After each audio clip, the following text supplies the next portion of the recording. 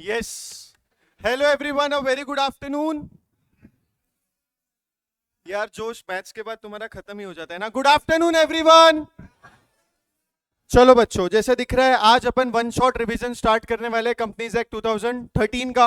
Revision के बारे में मैं आपको थोड़ा बहुत बता दूं कि आपके कहीं पे कुछ थोड़े बहुत कंसेप्ट अगर आप भूल गए होंगे तो हो सकता है वो भी अभी यहाँ पे पॉलिश हो जाएंगे। उसके बाद अभी आपका समय आने वाला है सेल्फ स्टडी का, तो ये आपको ऐसे रिवीजन आपको बहुत हेल्प करेंगे। जल्दी से देखना, सेल्फ स्टडी करना, बाद में वापस से घूमते फिरते एक और बात सेल्फ स्टडी होने के बाद भी देख सकते हो। ठीक है, pre self study, post self study, ये सेशंस काम आ सकते हैं आपको। और पूरा चैप्टर का कवरेज होगा। ये जो नोट्स आप लोग के पास है और जो ऑनलाइन मुझे देखने वाले होंगे, मैं वो नोट्स लिंक में नीचे आपको दे दूंगा। आप झगड़ा कर लेना इंस्टीट्यूट की मॉड्यूल से और मुझे ढूंढ के बताना कौन सा इसमें नहीं है और जो वहां पर है। अननेसेसरी इंफॉर्मेशन को छोड़ के, जो एग्जामिनेशन में 0% चांसेस है आने के। ठीक है, चलो आगे बढ़ते हैं विदाउट वेस्टिंग टाइम। आज हम पढ़ने वाले कंपनीज एक्ट 2013।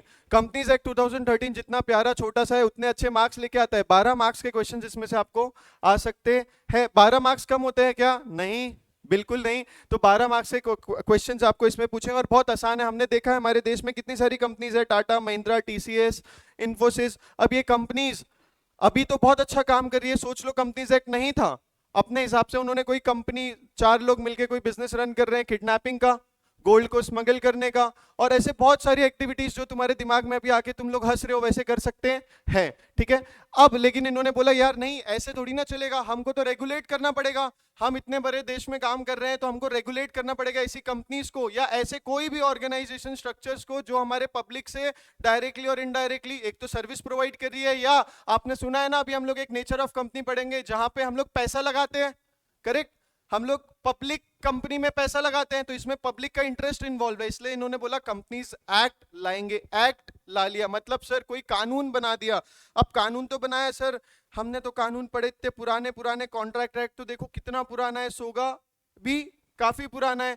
ये देखो कितना जवान है, 2013 का। मतलब अब मैं बता दूं, इससे समझना चाहिए सर पुराना भी कोई लॉ होगा, उससे अभी अपने को मतलब है क्या? नहीं। बट कंपनी की डेफिनेशन को उससे मतलब है। कंपनी की डेफिनेशन बोलती है company means a company incorporated under this act और एनी अदर प्रीवियस। भैया टाटा तो कितनी पुरानी कंपनी है, वो कंपनी लॉ के हिसाब से कंपनी थी। और ये लोग बोल रहे हैं अगर वो कंपनी लॉ के हिसाब से कंपनी थी तो अभी भी हम मान लेंगे, क्योंकि क्या बोला है? और any previous law under this act. बोले तो कंपनीज एक्ट। मैं आपको बोल रहा हूं जब भी कंपनी का शब्द आपको सुनाई दे रहा है कंपनीज एक्ट में, आप उसको इंडियन कंपनी मानो। क्या मानोगे?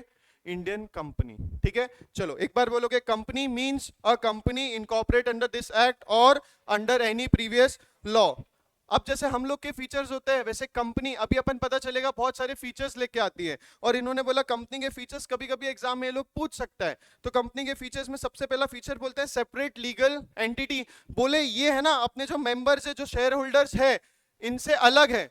ठीक है, इन्होंने पैसा लगाया, ये लोग थोड़ा मैनेजमेंट करेंगे, बट ये एक आर्टिफिशियल पर्सन जैसे, जैसे हम तुम हैं वैसे ही बोल रहे ये है। आगे जाके पता चलेगा कि ये कुछ नहीं कर सकती, बाकी बहुत कुछ कर सकते हैं जो एक ह्यूमन बीइंग कर सकता है। तो इन्होंने बोला अ company is separate from its share holders. तो उसको वो लोग कैसा फीचर बोल रहे हैं? सेपरेट लीगल, जिसका मतलब है legally separate from the members. इस पे केस लॉ है, वापस आएंगे। परपेचुअल सक्सेशन मतलब कोई आए या जाए, मेंबर समझ लो गया तो कंपनी भी गई क्या? नहीं।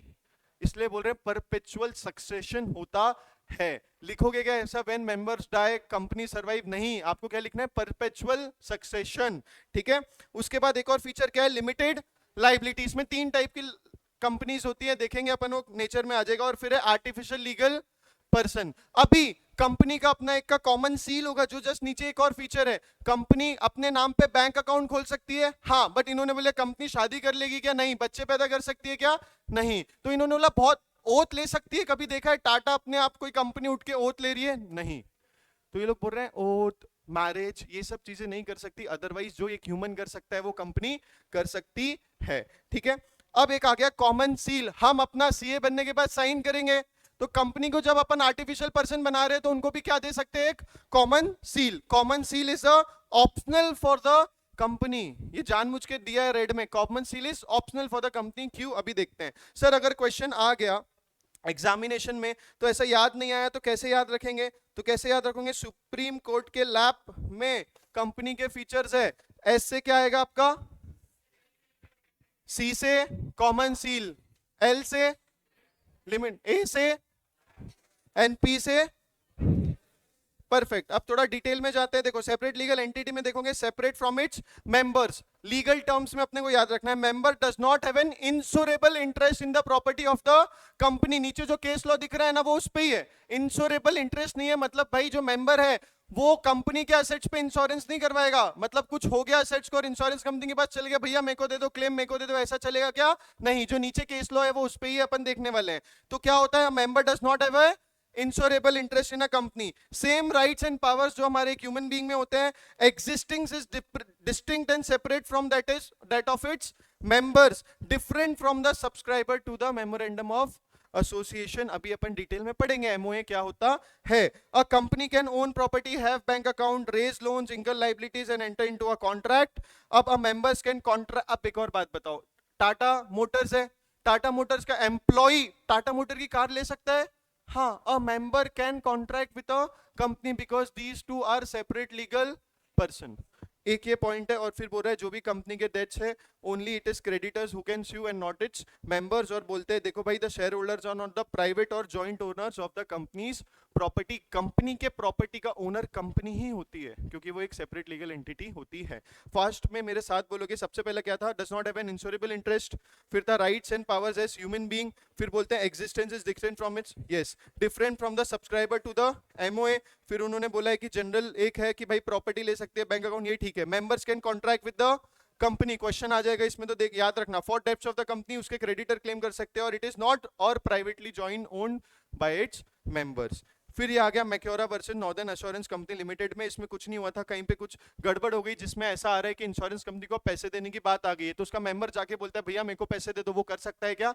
नहीं, because a member does not have an insurable interest in the company. ठीक है, Macaura was the holder of nearly, यही इसमें केस लॉ है। केस लॉ का नाम क्या है? Macaura versus Northern Assurance Company Limited. कुछ नहीं लिख के आओगे तो केस लॉ का नाम और जो रेड में लिखा है ना, ही हैज नो लीगल और इक्विटेबल इंटरेस्ट इन देम, ये लिख के आना ही पड़ेगा। उसके बाद आता है perpetual succession, change in members does not affect the existence of a company. अब इसमें अगर आप देखोगे तो मेंबर्स में डाई और change, but the company goes until it is wound up. तो वाउंड अप क्या है? एक जैसे कंपनी लॉ ने कंपनी को बनाई है वैसे कंपनी लॉ भी बोल रहा है कि हम कैसे उसको बंद कर सकते हैं, बस तब अगर वाउंड अप हो रहा है तो वो कंपनी बंद हो जाएगी, अदरवाइज कोई आया जाए उनको किसी से फर्क पड़ता नहीं है। शेयर्स ऑफ द कंपनी में चेंज हैंड्स इनफिनिटली। आपने देखा है जीरोदा शेयर खरीदते हो, किससे खरीदा क्या पता कितने लोगों ने खरीद लिया होगा, तो अपन शेयर्स एक्सचेंज कर सकते हैं। Law alone can bring an end to its life. अभी मैं फीचर पढ़ रहा हूँ, मैं बता दूं इसमें बच्चे कंफ्यूज हो जाते हैं, आगे जाके कुछ नेचर ऑफ कंपनीज आएगा जहां पे शेयर ट्रांसफर प्रोहिबिटेड होगा, बट अभी अपन जनरल प्रोविजन पढ़ रहे हैं कंपनी का नेचर कैसा होता है, एक जनरल नेचर कैसा होता है। अगर स्पेसिफिक दिया हुआ है ये कंपनी के नेचर में ये नहीं कर सकते तो नहीं कर सकते। अभी हम फीचर्स ऑफ अ कंपनी पढ़ रहे हैं, ठीक है। उसके बाद लिमिटेड लायबिलिटी, उन्होंने बोला अगर कंपनी लिमिटेड बाय शेयर है to the unpaid amount of share जो है, और फिर गारंटी है। तो मैं बता दूं एमओए में जो सब्सक्राइबर वो बोलते हैं देखो भाई मैं इतने % तक की गारंटी दे सकता हूं, तो बोल रहे to the unpaid to the extent of the guarantee undertaken by the subscriber. और फिर अनलिमिटेड कंपनी में liability of member is unlimited. ये तीनों चीज डिटेल में आगे आने वाली है। उसके बाद आर्टिफिशियल लीगल पर्सन होता है created by process other than natural birth, क्योंकि लीगल प्रोसेस से क्रिएट होती है। Do everything a natural person can do except send to jail, take an oath, marry और practice a learned profession. It can act only through some human agency, जो हम लोग directors के बारे में इंटर में आप लोग डिटेल में पढ़ोगे, बट एक ह्यूमन बंदा है जो डायरेक्टर्स कंपनी को मैनेज करता है। उसके बाद लास्ट क्या है? Common seal. क्या कॉमन सील मैंडेटरी है? नहीं, common seal is optional. Common seal is official signature of a company, जैसा हमारा होता है। Common seal does not have a the company does not have a common seal authorisation. दो directors को देने पड़ेंगे, दो डायरेक्टर्स नहीं दे पा रहे तो एक डायरेक्टर एंड कंपनी सेक्रेटरी को देना पड़ेगा। याद रखना, 2 डायरेक्टर्स नहीं दे पा रहे तो एक डायरेक्टर एंड कंपनी सेक्रेटरी को देना पड़ेगा। फिर आ जाता है हमारा सेकंड कॉन्सेप्ट कॉर्पोरेट व्हील का। देखो ये लोग जो मेंबर्स कंपनी अलग अलग बात करें तो गला इलेक्ट्रॉनिक्स, इसको पब्लिक लिमिटेड प्राइवेट लिमिटेड जो बनाना है बना दो। एक ये company is different from its members बोल रहे हैं और इसके बीच में कंसेप्ट बोल रहे हैं, उसके बीच में क्या होता है? कॉर्पोरेट व्हील होती है, एक पर्दा होता है। बोले ये दोनों अलग अलग लोग हैं, इनसे अगर आप कंपनी से डील कर रहे हो तो कंपनी लायबल होगी, मेंबर से आप सेपरेट उसकी इंडिविजुअल कैपेसिटी में डील करना।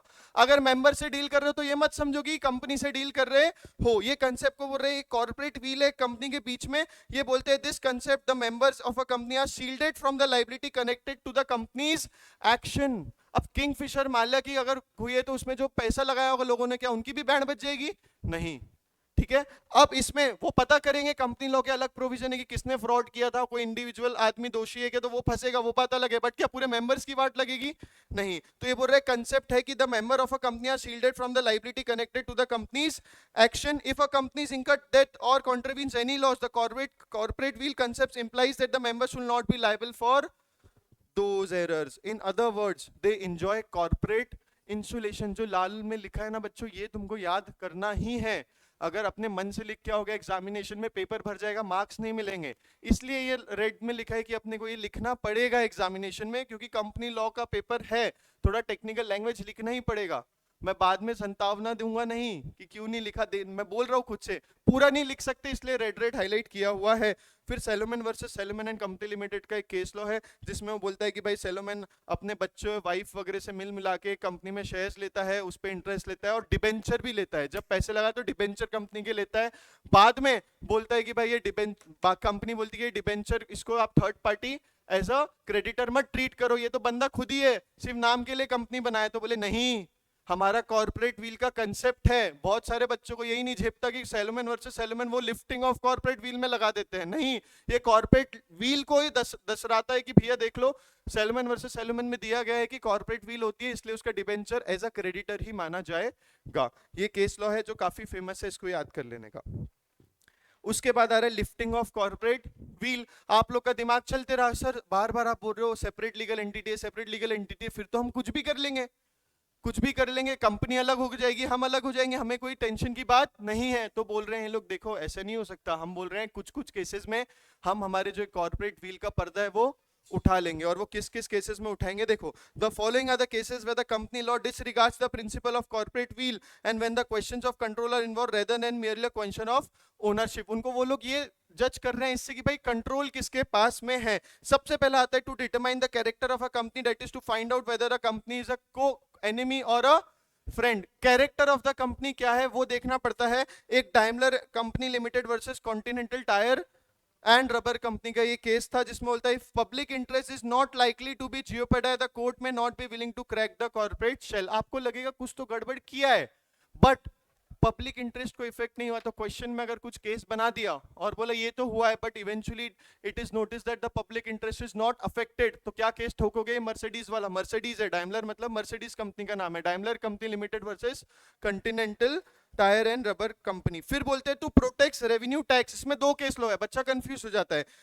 अगर कोई ऐसी कंपनी बन रही है जो सिर्फ गवर्नमेंट को टैक्स कम देना है इसलिए बनाई जा रही है, तो उसमें भी हम कॉर्पोरेट व्हील को उठा देंगे और बोलेंगे ओए मेंबर जो तूने गड़बड़ किया है अब तेको भी हम लोग बताते हैं। तो ये सेकंड केस क्या है? To protect revenue and tax. सबसे पहले बोलता है where corporate entity is used to evade और सर्कमवेंट टेस्ट टैक्स। जब भी क्वेश्चन आ रहा है जहां पे जनरली बताया गया कि ऐसी कंपनी बनी जिसकी वजह से इन्होंने इतना टैक्स बचा लिया, तो आपको स्पेसिफिक कुछ जनरल है, ऐसा स्पेसिफिक नहीं दिया, तो कौन सा केस लगाओगे? Juggilal versus Commissioner of Income Tax. Tax को तुम लोग बचा रहे हो ना, तो टैक्स से याद रखना Commissioner of Income Tax, Juggilal versus Commissioner of Income Tax. फिर एक केस होता है, एक बंदा क्या करता है ना, एक कंपनी से लेता है डिविडेंड, ठीक है, वो डिविडेंड को लगाता है कोई दूसरी कंपनी में, ठीक है, अपने नाम से फ्रॉडली वे में कंपनी बना ली, और अब इन्होंने एक कंपनी में लगाया तो वो कंपनी को बोलते हैं काम कर, अब तुम मुझे डिविडेंड के फॉर्म में देंगे तो क्या लग जाएगा? Dividend distribution tax. तो तुम मुझे क्या दो? लोन के नाम पे दो। किस नाम पे दो? लोन के नाम पे। जब लोन के नाम पे दे रहे हो तो वो टैक्स नहीं दे रहा है, इससे उसने क्या कर लिया? टैक्स बचा लिया। जब स्पेसिफिकली क्वेश्चन में ऐसा आ गया कि एक कंपनी बनी है जिसपे हमने एक दूसरी कंपनी से मिला हुआ डिविडेंड ट्रांसफर किया और वो कंपनी ने हमको वो डिविडेंड लोन के फॉर्म में दे दिया, इसकी वजह से इन्होंने क्या किया? टैक्स को बचा लिया है। तो इन दैट केस आपको कौन सा केस लगाना पड़ेगा? दिनशा मानिक जी पेटेट, जहां पे the company was formed and share were purchased to transfer his income by way of dividend and interest, and this income was transferred back to the assessee by way of loan. The court decided that the private companies were a sham and the corporate wheel was lifted to decide the real owner of the income. Confusion मत लेना, general आया तो ऊपर का ठोक देना, ऐसा आया कि स्पेसिफिकली दिया हुआ है कि पर्टिकुलर कंपनी का डिविडेंड दूसरी कंपनी में डाला है और फिर उसको एज अ लोन के फॉर्म में लिया है, तो क्या डालोगे, डिस्चार्ज मानिक जी पेटेट। ये सेकंड सिनेरियो हो गया। थर्ड सिनेरियो बोले to avoid a legal obligation. अब Associated Rubber Industries Bhavnagar versus Associated Rubber Industries Limited में बताया है कि भाई इन्होंने पहले तो वर्कमैन को कोई पर्टिकुलर बोनस देना पड़ता है, ऐसे बहुत सारे कानून लगते हैं जहां पे वर्कमैन को आपको कोई पर्टिकुलर बोनस या ऐसा कुछ देना पड़ता है, तो इन्होंने बोला है कि जो उनकी dividend income did not find the place in the profit and loss account of A limited with the result that surplus available for the purpose of payment और बोनसेस गॉट रिड्यूस। इन्होंने क्या किया ना, अपने डिविडेंड इनकम को दूसरी company में divert कर दिया, और लॉ बोल रहा था कि भाई जो तेरी कंपनी की डिविडेंड और प्रॉफिट एंड लॉस में ये वाली इनकम होगी, जिसका पार्ट भी डिविडेंड इनकम है, वो जितना आएगा उसका इतना परसेंटेज तेको किसको देना पड़ेगा, अपने वर्कमैन को। इन्होंने क्या किया, डिविडेंड इनकम को ट्रांसफर कर दिया दूसरी कंपनी में। इससे क्या हो गया, इनकी जो लीगल ऑब्लिगेशन थी, क्या थी, लीगल ऑब्लिगेशन, क्योंकि एक लॉ ने बोला है कि वर्कमैन को बोनस देना है, वो लीगल ऑब्लिगेशन इन्होंने अवॉइड कर ली और फिर बोल दिया ऐसा नहीं कर सकते, हम ये कॉर्पोरेट व्हील उठा लेंगे। फिर एक आता है formation of subsidy to act as an agent, जहां पे इन्होंने बोला है एक पर्टिकुलर ट्रांसपोर्ट कंपनी है जिसने कुछ तो भी कुरापात की होगी, जिसकी वजह से उसको लाइसेंस नहीं मिल रहे थे ट्रक लेने के, क्या लेने के, ट्रक लेने के। तो इसने क्या किया, एक कंपनी बनाई दूसरी, उसके नाम पे ट्रक ले लिए और वो ट्रक वापस अपने पास ट्रांसफर कर लिए। अब लगता है कॉर्पोरेट व्हील रहेगा, नहीं। तो इस केस में भी उन्होंने formation of subsidies to act as an agent, सिर्फ मैंने सब्सिडरी इसलिए बनाई है कि वो मेरे एज एन एजेंट काम कर दे और वो पर्टिकुलर लूप होल निकाल के मुझे वो ट्रक ट्रांसफर कर दे, क्योंकि मेरे नाम पे मैं लाइसेंस नहीं ले सकता हूँ, ठीक है। अ कंपनी में sometimes be regarded as an agent और trustee of its members of और another company and therefore be deemed to have lost its individuality in favour of its principal. आपको लिखना पड़ेगा लॉस्ट इट्स इंडिविजुअलिटी, अगर ये point पे question आता है जहां पे हम बोल रहे हैं कि formation of subsidies to act as an agent. और ये केस लॉ क्या है, merchandise transport limited versus British transport commission, जहां पे ये लोग बताएंगे कि लाइसेंस इसको नहीं मिल रहे थे, तो फिर इसने एक सब्सिडरी फॉर्म करी, एप्लीकेशन किया लाइसेंस को ये सब्सिडी के नेम पे, और व्हीकल ट्रांसफर करने वाला था वो सब्सिडी से अपने पास, ठीक है। तो याद रखना merchandise transport limited versus British transport commission, क्योंकि ट्रक से रिलेटेड है तो ट्रांसपोर्ट से तुम याद कर सकते हो। आखिर में बताऊंगा सर कितना केस लॉ याद रखना, कैसे करना, क्या नहीं। फिर आगे चलो, fifth point, company formed for fraud और इम्प्रॉपर कंडक्ट और टू डिफीट लॉ। ये इन्होंने ओपन एंडेड छोड़ दिया, भाई देखो तुम गड़बड़ करोगे और कॉर्पोरेट व्हील का झंडा लेके आ जाओगे, बट हमने एक और डाल दिया, भाई फ्रॉड करोगे, कोई इंप्रॉपर कंडक्ट करोगे, हमारे कोई पर्टिकुलर लॉ को डिफीट करने का ट्राई करोगे, तो हम ये कॉर्पोरेट व्हील उठा देंगे। और ये लोग बोल रहे हैं देखो, incorporation is adopted for some illegal और improper purpose, example to defeat a circumvent law, to defraud creditors और टू अवॉइड लीगल ऑब्लिगेशन, तो भी हम ये कॉर्पोरेट व्हील। तो अब जब भी अगर कुछ गड़बड़ करने का सोच रहे हो तो आप कॉर्पोरेट व्हील का झंडा यूज नहीं कर सकते, क्योंकि इन्होंने लिफ्टिंग ऑफ कॉर्पोरेट व्हील में वो सब कंसेप्ट डाल दिए। वापस साथ में बोलूंगे, सबसे पहले अगर ट्रेडिंग विद एनिमी, वो एनिमी और फ्रेंड क्यों ढूंढ रहे थे। फॉर एग्जांपल अभी हमारे बाजू वाले देश के साथ झगड़ा हो गया, हमारा नोटिफिकेशन आ जाएगा कि अब वो मेरा क्या हो गया है, एनिमी कंट्री हो गया, उसके ट्रेड रिलेशंस पूरे बंद हो जाएंगे, उससे अपन कोई ट्रेड नहीं कर सकते है। अगर उससे अपन कर रहे हैं तो ट्रेडिंग विद एनिमी मेरे वो फ्रेंड और एनिमी वाले केस में फंस जाएगा, तो लिफ्टिंग ऑफ कॉर्पोरेट व्हील हट जाएगा। Where corporate entities used to evade और circumvent tax, where companies from other companies has the subsidy to act their agent, जो हमने वो केस ने देखा, to avoid a legal obligation, जो वर्कमैन वाले केस में देखा, और where the device of incorporation is adopted for some illegal और इम्प्रॉपर पर्पस। आपको नहीं लगता 5 वाला थोड़ा ओपन एंडेड है, उसमें उन्होंने फ्रॉड डाल दिया, उन्होंने बोला भाई कुछ इलीगल पर्पस आ गया, कोई भी तरीके से अगर कोई भी लॉ को डिफीट कर रहे हो तो फंस जाओगे। तो कंपनीज एक्ट ने अपने आप को सेव कर लिया कॉर्पोरेट व्हील के कंसेप्ट से कि भाई अब आप इसमें कोई गड़बड़ नहीं कर सकते हो। अब इसके बाद आता है classes of companies under the act. अब इसमें ऑन द बेसिस ऑफ अलग अलग चीजें बताने वाले हैं कि हमारे कंपनीज एक्ट में कौन कौन सी क्लासेस ऑफ कंपनीज होती है। सबसे पहले उन्होंने बोला है, अब इस पे स्पेसिफिक देखो, नोट, शॉर्ट नोट वगैरह ऐसा टाइप का आ सकता है। तो देखो सबसे पहले बोला है on the basis of liability, सबसे पहले बोलते हैं कंपनी लिमिटेड बाय शेयर्स, नाम में ही दिया है लिमिटेड बाय शेयर्स। जो हमारी नॉर्मल कंपनीज होती है ना, जनरली कंपनी क्या होती है, लिमिटेड बाय शेयर्स ही होती है। ये बोल रहे हैं इस केस में the liability of the member of a company is limited by its MOA to the amount unpaid on the shares held by them. आपको लिखना पड़ेगा यही कि limited by its MOA to the amount unpaid by the shares. वापस से साथ में बोलो, कंपनी लिमिटेड बाय शेयर्स में जहां पे when the liability of a member of a company is limited by its MOA to the amount of unpaid amount of shares held by them. अब आ गया गारंटी का. ये लोग बोल रहे हैं MOA में जब आप अपनी कंपनी बना रहे हो तो मेमोरेंडम ऑफ एसोसिएशन जो अपना प्रिंसिपल डॉक्यूमेंट बना रहे हो और उसमें बोल रहे हो ओए सब्सक्राइबर तू ये कितना गारंटी देने वाला है अगर कोई लाइबिलिटी आती है तो उसके रेफरेंस में बोले अगर गारंटी वाली कंपनी है तो the liability of the members of a company is limited by its MOA to such amount member may respectively undertake by the memorandum to contribute to the assets in the event of its being wound up. अब अगर मेरी company जब wound up होगी, जो भी provision बोलते companies act के उसकी वजह से, तब कितना परसेंटेज गारंटी मेंबर ने दिया था? अंडरटेकन, अंडरटेक मतलब उसने डिक्लेरेशन दिया होगा, साइन किया होगा अंडर एमओए की eight the time of winding up मैं ये इतना अपना लाइबिलिटी डिस्चार्ज करने वाला हूं, इतना परसेंटेज लाइबिलिटी डिस्चार्ज करने वाला हूं. तो कंपनी लिमिटेड बाय गारंटी में क्या है? The members of a company is limited by its MOA to such amount, साथ में बोलो मेंबर्स में respectively undertaking by the memorandum to contribute to the assets of the company in the event of its being wound up. Complete लिख के आना, assets of the company पे मत छोड़ना क्योंकि वाउंड अप के केस में एप्लीकेबल हो जाता है. अब इस पे एक क्वेश्चन आया था, इन्होंने बोला था कि भैया देख लो लिमिटेड बाय शेयर्स और गारंटी कंपनी में कुछ कॉमन फीचर्स होते हैं और कुछ डिफरेंट फीचर्स भी होते हैं, जिसमें उन्होंने कॉमन फीचर तुमको समझ में आ गया होगा. कॉमन फीचर तो लीगल पर्सनैलिटी है और लिमिटेड लाइबिलिटी है. डिस्टिंक्ट फीचर्स क्या हो जाता है? गारंटी में discharge their liability only after commencement of winding up. That is the reason बोल रहा हूं अगर गारंटी वाला आएगा तो वाउंड अप तक लिख के आने का. Discharge their liability only after commencement of the winding up. इस पे क्वेश्चन आया है, पहले दोनों का बारे में पूछा और बोला अब इसको डिफरेंशिएट कर दो और कॉमन फीचर्स भी बताओ. तो कॉमन में क्या है? लीगल पर्सनैलिटी, हाँ दोनों कंपनी के फॉर्म में, और लिमिटेड लाइबिलिटी, हाँ इसमें limited to the unpaid amount of shares और दूसरे में limited to the guarantee undertaking in the memorandum of association. फिर बोल रहे हैं यहां पे उसको शेयर करना पड़ेगा any time either during the company's life और ड्यूरिंग इट्स वाइंडिंग अप. ठीक है, चलो ये याद रखना, इस पे क्वेश्चन आया, एक और बार आ सकता है. फिर आगे नरेंद्र कुमार अग्रवाल वर्सेस सरोज मालू के केस में the members of a guarantee company में कैरी प्रिविलेजेस. अब अगर गारंटी कंपनी के मेंबर्स है तो ये ज्यादा इंपॉर्टेंट वैसे केस लॉ है नहीं, वो उनके पास अलग प्रिविलेजेस हो सकते हैं from other than ordinary share holders. ठीक है, दिस इज ओके. अब आ गया अनलिमिटेड कंपनी.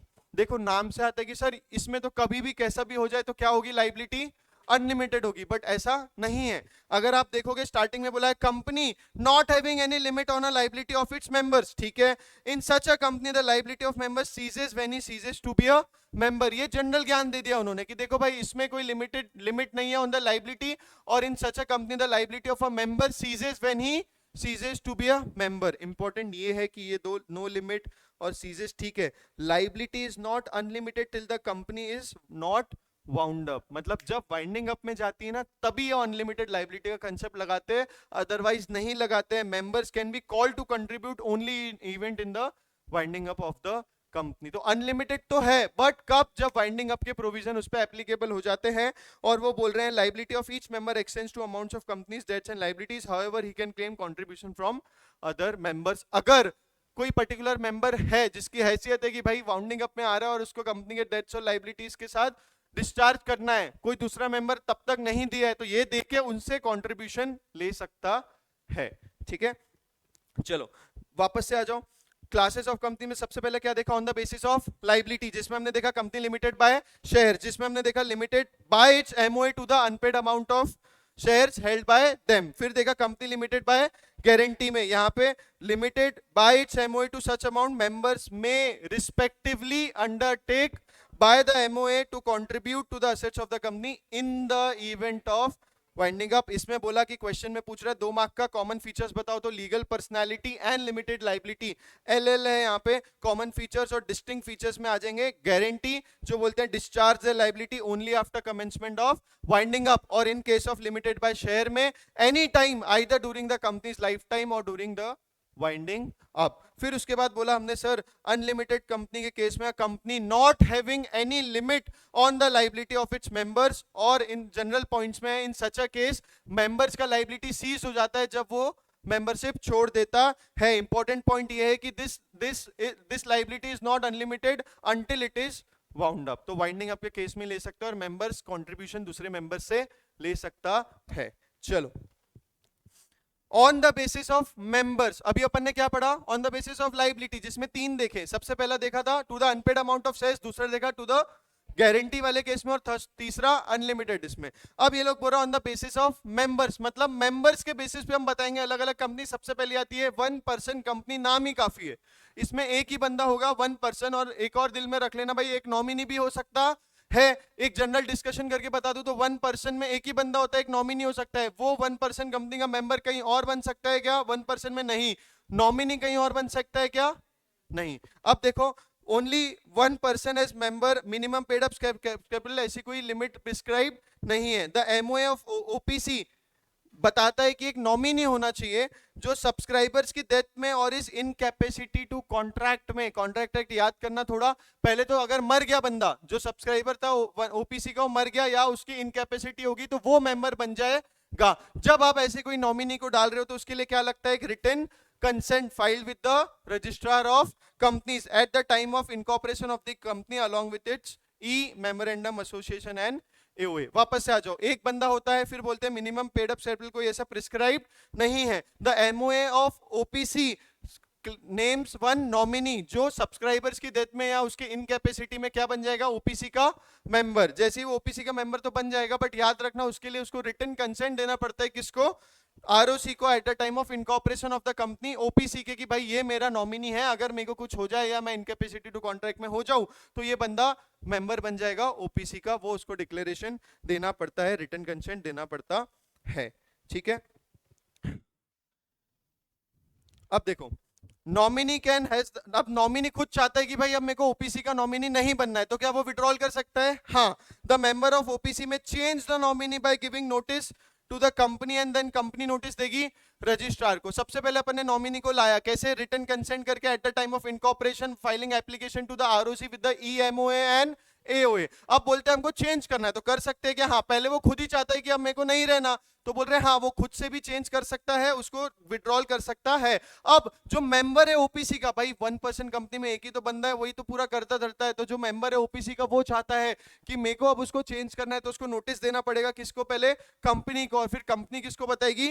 रजिस्ट्रार को। And any such change in the name of the person shall not be deemed to be the alteration of the MOA. मतलब ये मत समझ लेना कि नाम चेंज हुए नॉमिनी का तो डीम्ड एमओए में चेंज हुआ होगा।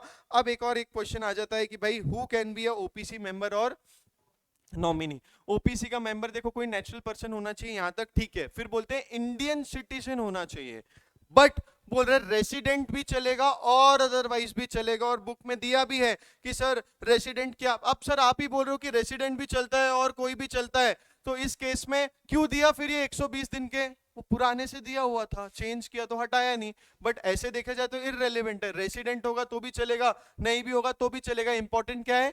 इंडियन सिटीजन होना चाहिए। सुंदर पिछे इंडियन सिटीजन है, बट अभी रेसिडेंट कहीं और का है। ऐसे बहुत सारे जो यहाँ पढ़ के फिरंगियों के देश में चले जाते हैं, ये लोग ओपीसी के यहाँ पे मेंबर बन सकते हैं क्या? हाँ, बन सकते हैं।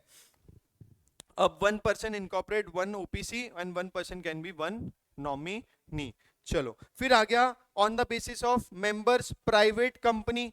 अब private company having a minimum paid up share capital जो प्रिस्क्राइब होता है and which by its article, private company में बोलता है कि भाई हम रिस्ट्रिक्ट करेंगे transfer of its shares and number of members 200 से ज्यादा नहीं होना चाहिए, एक्सेप्ट लिखा है ब्रैकेट में ओपीसी के केस में। क्यों?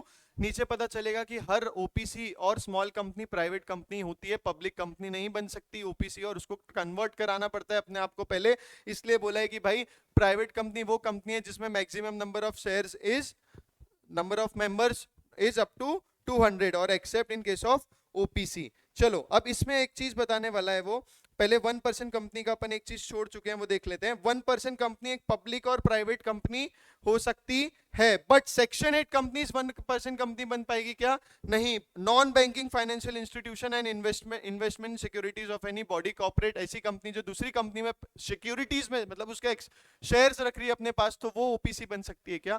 नहीं। इस पे क्वेश्चन आ सकता है। सेक्शन 8 नेगेटिव वाली चीजें याद रखो। Section 8 companies NBFCs, non banking financial investment activities करने वाली और investment and securities of any other body corporate, ऐसी कोई कंपनी है तो वो ओपीसी नहीं बन सकती है। प्राइवेट कंपनी के केस में वापस आ जाते हैं। इनमें हमने बोला कि भाई minimum paid up share capital जो प्रिस्क्राइब होगा, और जो आर्टिकल्स में बोल रहे हैं खुद से कि रिस्ट्रिक्ट कर रहे हैं हम right to transfer the shares and the number of its members is up to 200 except in case of OPC. अब बोल रहे हैं person holding shares jointly they shall treated as a single member. अब मैं एक और बात बता दूं, यूएस में आप पार्शियल ओनरशिप ले सकते हो। आपको पता है मेरे को 10 रुपए लगाना है एप्पल में, 100 रुपए लगाना है तो लगा सकते हो। एप्पल का लाखों का शेयर हो, बट आप उस पर 100 रुपए भी लगा सकते हो। इंडिया में पॉसिबल है क्या?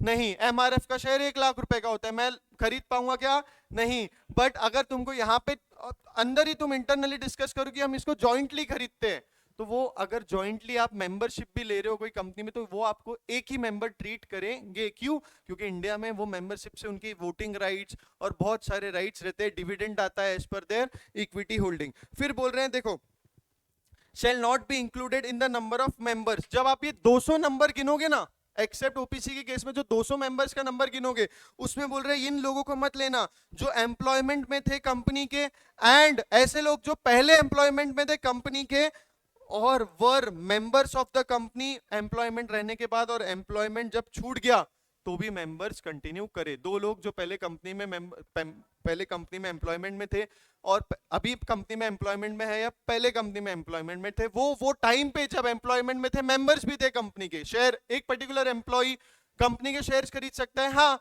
तो वो पर्टिकुलर मेंबर्स भी थे वो कंपनी के। अब उन्होंने एम्प्लॉयमेंट छोड़ दिया बट मेंबरशिप कंटिन्यू कर दी, ऐसे लोगों को नहीं गिनना पड़ता है। अब ये लोग बोल रहे हैं last prohibits an invitation to public to subscribe for any securities of the company. Very simple है भैया, हम लोग प्रोहिबिशन रहता है कि हम पब्लिक से पैसा नहीं ले सकते हैं, जो generally public company Tatas, Reliance, ऐसे बहुत सारी कंपनी से जो ले सकती है, वो प्राइवेट लिमिटेड कंपनी नहीं ले सकती है। स्मॉल कंपनीज है private company and OPC can be formed as private company. इसमें अब नेक्स्ट है स्मॉल कंपनी, जो इंपॉर्टेंट है, इसमें चेंज आया था। Small company means other than a public company जिसका paid up share capital is, पहली बात, पब्लिक कंपनी तो छोड़ ही दो, तो प्राइवेट कंपनी हो सकती है जिसका paid up share capital is less than और इक्वल टू 4 करोड़। अब ये लोग बोल रहे हैं हमको अगर इसको आगे बढ़ाना भी है मोदी जी को, तो वो कहां तक ला सकते हैं? अभी एक्ट में क्या लिमिट है? कैप है 10 करोड़ का।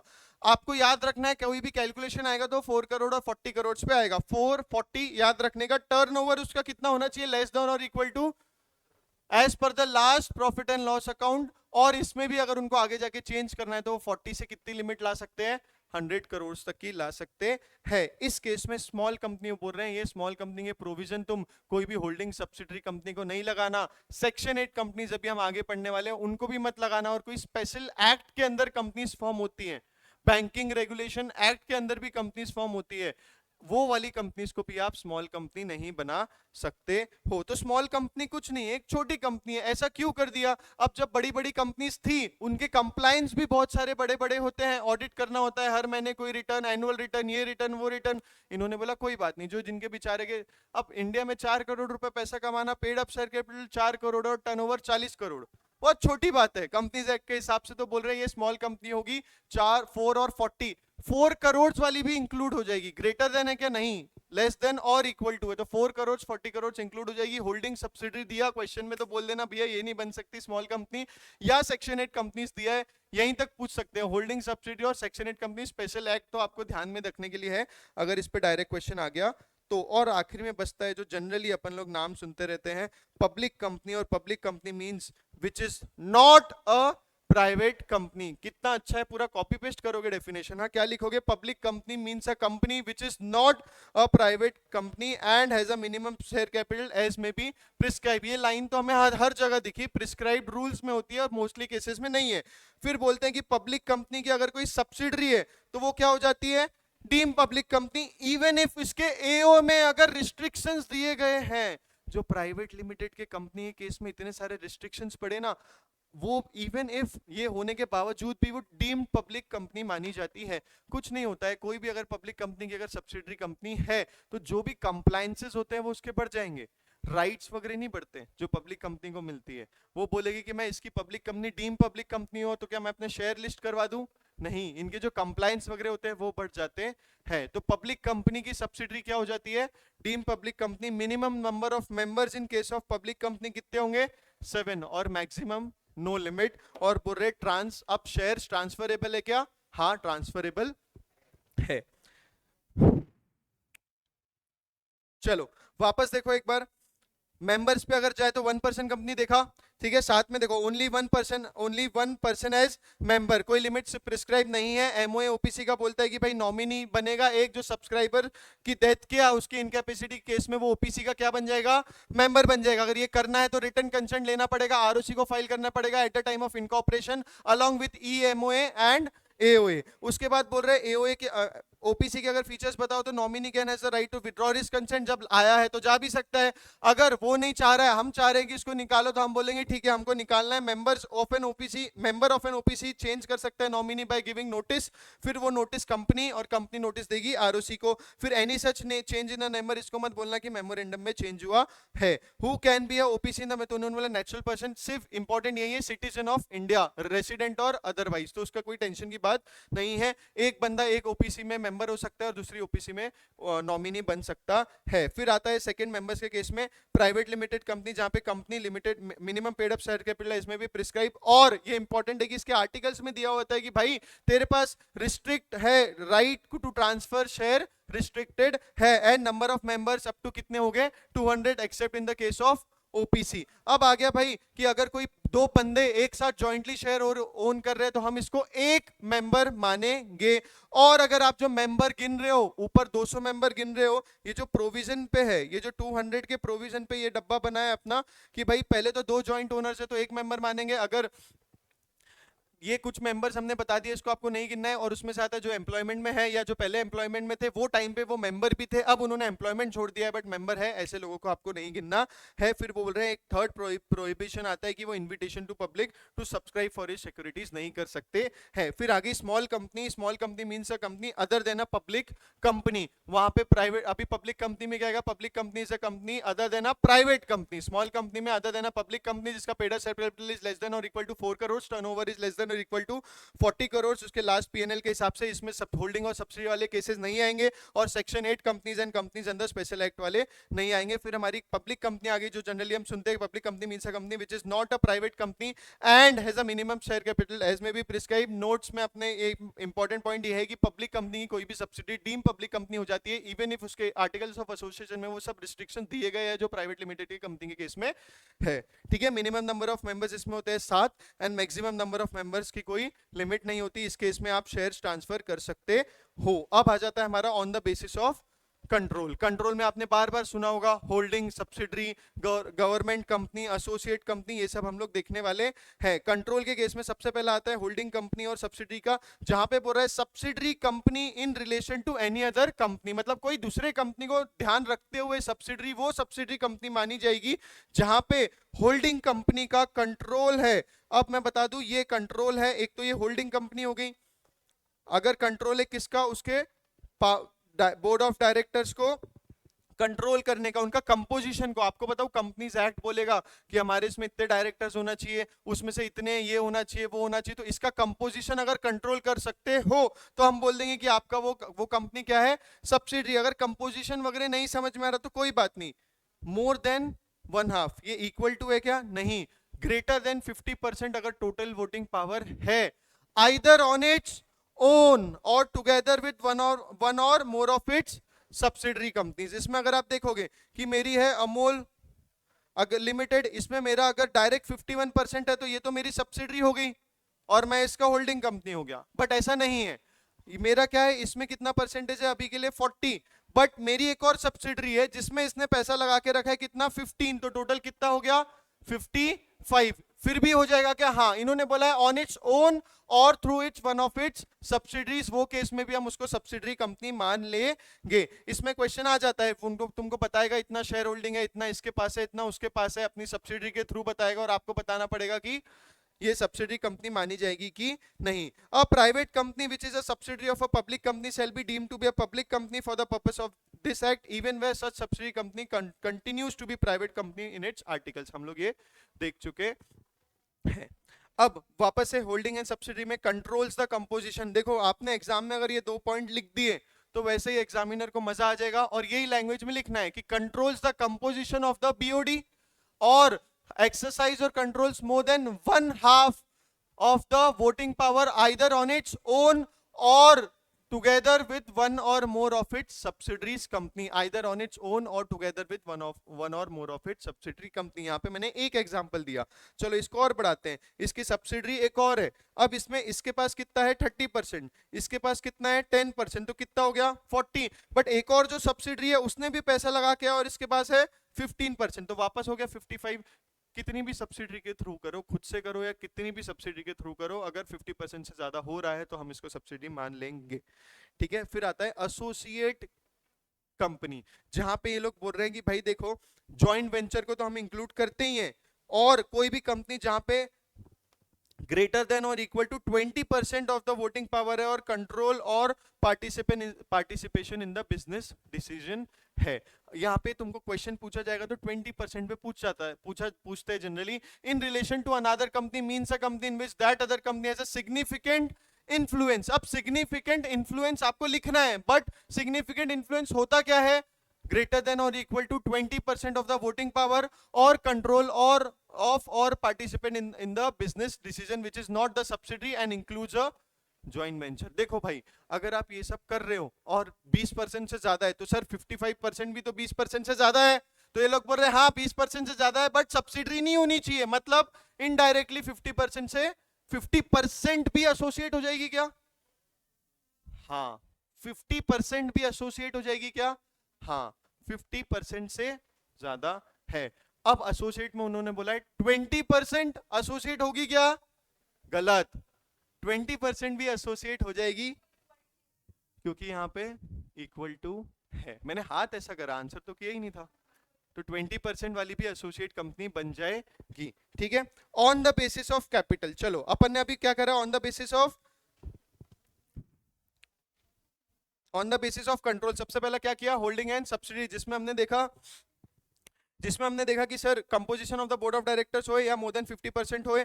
फिर हमने बोला एसोसिएट कंपनी के केस में मेरा उस पे सिग्निफिकेंट इन्फ्लुएंस होना चाहिए। सिग्निफिकेंट इन्फ्लुएंस को अंडरलाइन करके आना एग्जाम में, और फिर नीचे लिखना गोले में कि भाई ग्रेटर देन और equal to 20% of its voting power और उसके बिजनेस डिसीजन में which is not a subsidy and includes a joint venture. Starbucks और टाटा का जॉइंट वेंचर है, आपको पता है 50-50% में इन लोग का जॉइंट वेंचर है। स्टारबक्स पहले अपने टाटा का नहीं था, फिर ये लोग जॉइंट वेंचर में आ गए। अब बोल रहे हैं on the basis of access to the capital, मतलब अगर कोई इंसान चाह रहा है कि मेरे को वो कंपनी में पैसा लगाना है तो उसके बेसिस पे अगर मैं बांट दूं तो लिस्टेड कंपनी होती है which any of its securities listed on the recognised stock exchange. अपन को लगता है शेयर्स अगर लिस्टेड है, तो मैं आपको बता दूं डिबेंचर भी लिस्ट होते हैं। तो शेयर्स नहीं है लिस्ट, बट डिबेंचर लिस्टेड है तो भी वो लिस्टेड कंपनी हो जाएगी क्या? हाँ, उसमें एलओडीआर लगना चालू हो जाएगा। आप इतना याद रखो कि लिस्टेड कंपनी वो कंपनी है विच, शेयर्स मत लिख के आना, एनी ऑफ इट सिक्योरिटीज लिख के आना, शेयर्स मत लिख के आना, एनी ऑफ इट सिक्योरिटीज लिख के आना। और unlisted company means company other then listed company. Very good. चलो उसके बाद बोल रहे हैं अदर कंपनीज में आती है ये, इस पे बहुत क्वेश्चन पूछता है गवर्नमेंट की कंपनी पे। गवर्नमेंट कंपनी वो कंपनी होती है in which not less than 51%, मतलब greater than or equal to 51% paid up share capital is held by the central government or state government and central government। किसी भी तरीके अगर ये साले स्टेट और सेंटर दोनों मिला के 51% या 51% से ज्यादा होल्डिंग करते कोई कंपनी में, तो वो क्या बन जाती है? गवर्नमेंट कंपनी बन जाती है। और ये डेफिनेशन इंपॉर्टेंट है क्योंकि गवर्नमेंट कंपनी के पे कंप्लायंसेस भी फिर अलग तरीके से रन होते हैं। वापस से बोलोगे, company in which not less than 51% paid up share capital is held by central government, by any state government और एनी एसडीज, मतलब महाराष्ट्र और तमिलनाडु मिलके कोई कंपनी में 51% लगाएगी तो वो भी गवर्नमेंट कंपनी हो जाएगी, या partly by central government and partly bye कोई स्टेट गवर्नमेंट और दूसरी स्टेट गवर्नमेंट्स मिलके, कैसे भी अगर वो 51% या उससे ज्यादा radian includes company which is subsidiary of such a government company. जैसे पब्लिक कंपनी में डीम्ड मान लिया ना, यहाँ पे भी बोला कि अगर गवर्नमेंट कंपनी पे की कोई सब्सिडरी है तो मान लेंगे ना भैया, जब वैसे ही गवर्नमेंट का होल्डिंग कंपनी पे ही पूरा कंट्रोल है, 51% या उससे ज्यादा है। यहाँ तो इन्होंने सब्सिडरी केस में 50 था, इसमें कितना है 51 पे भी गवर्नमेंट कंपनी हो जाएगी क्या? हाँ, 50 पे सब्सिडरी कंपनी होगी क्या? ध्यान रखना, 50% के ऊपर चाहिए वहां पे, ठीक है। फॉरेन कंपनी, अब कुछ नहीं है, फिरंगियों की कंपनी वो कंपनी या body corporated incorporated outside India which has a place of business in India whether by itself या थ्रू एजेंट, और बोलेंगे फिजिकली है या इलेक्ट्रॉनिकली है। वापस से देखो, इट मींस एनी कंपनी और body corporate incorporated outside India which has a place of business in India by whether itself through agent physically और या इलेक्ट्रॉनिक मोड में। एंड ये रेड में क्यों लिखा है एंड, सिर्फ ये प्लेस ऑफ बिजनेस से नहीं होगा, and conduct any business activity in India in any other manner. बहुत सारी कंपनी अभी तो इंडिया में चलो कंपनीज एक्ट में कवर हो जाती है, जो पहले फिरंगियों की कंपनी थी ना, जो अपन बहुत जनरली यूज करते हैं, वो पहले फॉरेन कंपनी रहती थी, वो वहां पे इनकॉर्पोरेटेड यहाँ पे बिजनेस रन करती थी अपने एजेंट या रिप्रेजेंटेटिव के थ्रू, तो उसको फॉरेन, अब तो वो इंडिया कंपनीज एक्ट में रजिस्टर हो गई है बहुत सारी। अब बोल रहे हैं formation of companies with charitable object, section 8, इस ये देखो चैरिटेबल वाला है लिस्ट में, इसमें प्रोविजंस बहुत सारे दिए गए। देखो ऐसी कंपनी जो बनी है किसके लिए, promotion of charitable object of commerce, art, science, sports, education, research, social welfare, religion, charity, protection, social वगैरह से रिलेटेड जितने वर्ड्स आ सकते हैं तुमको सब लिख देना इसमें, commerce, art, science, sports, education, research, social welfare, religion, charity, protection of environment. Such company intends to apply its profits in promoting its object and prohibiting the payment of any dividend. ये highlight भूल गया मैं, but ये important है। पहले तो आप उसके जो प्रॉफिट कमाई कर सकती है क्या सेक्शन 8 कंपनी, क्या सेक्शन 8 कंपनी कमाई कर सकती है, प्रॉफिट मेकिंग हो सकती है, हो सकती है।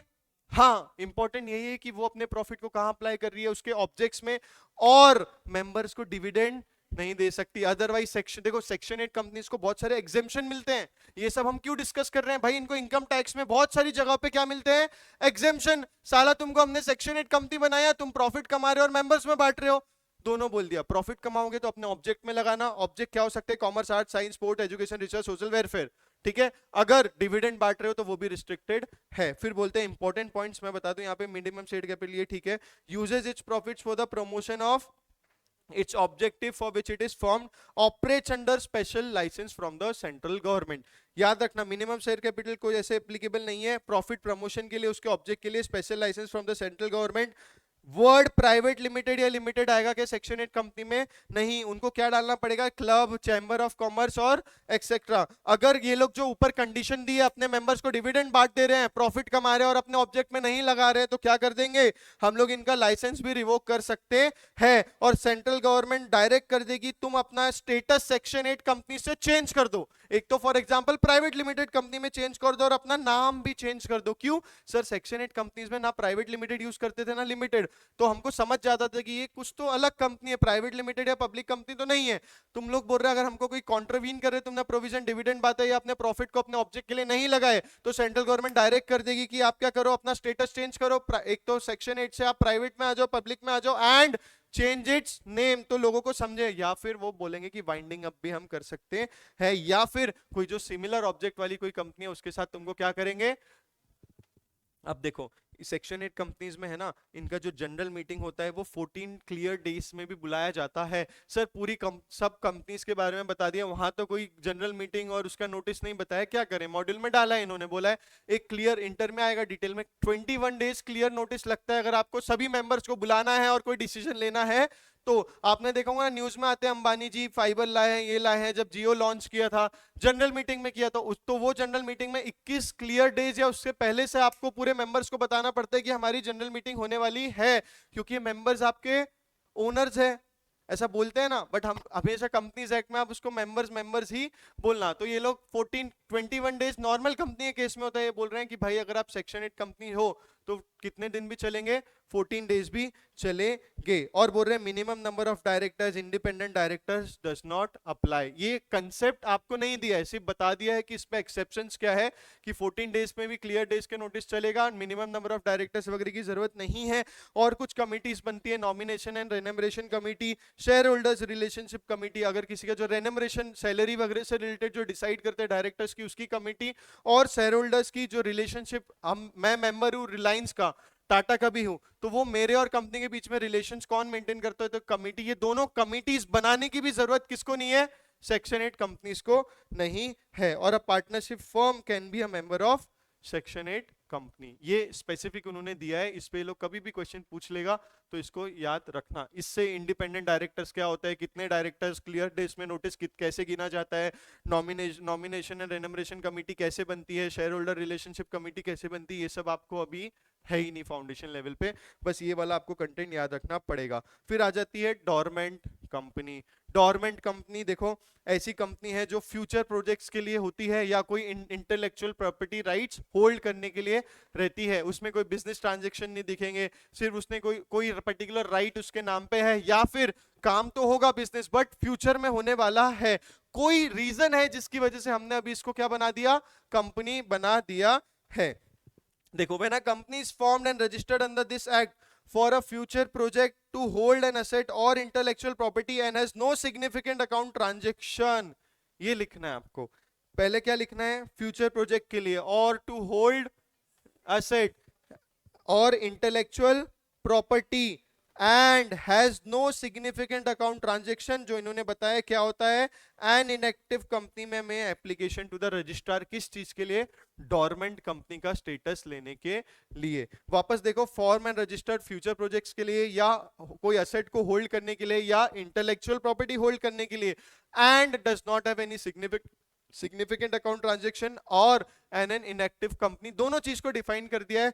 बोला है significant accounting transaction means any transaction other than, मतलब ये सब ट्रांजेक्शन को तुम सिग्निफिकेंट ट्रांजेक्शन मत मांग लेना।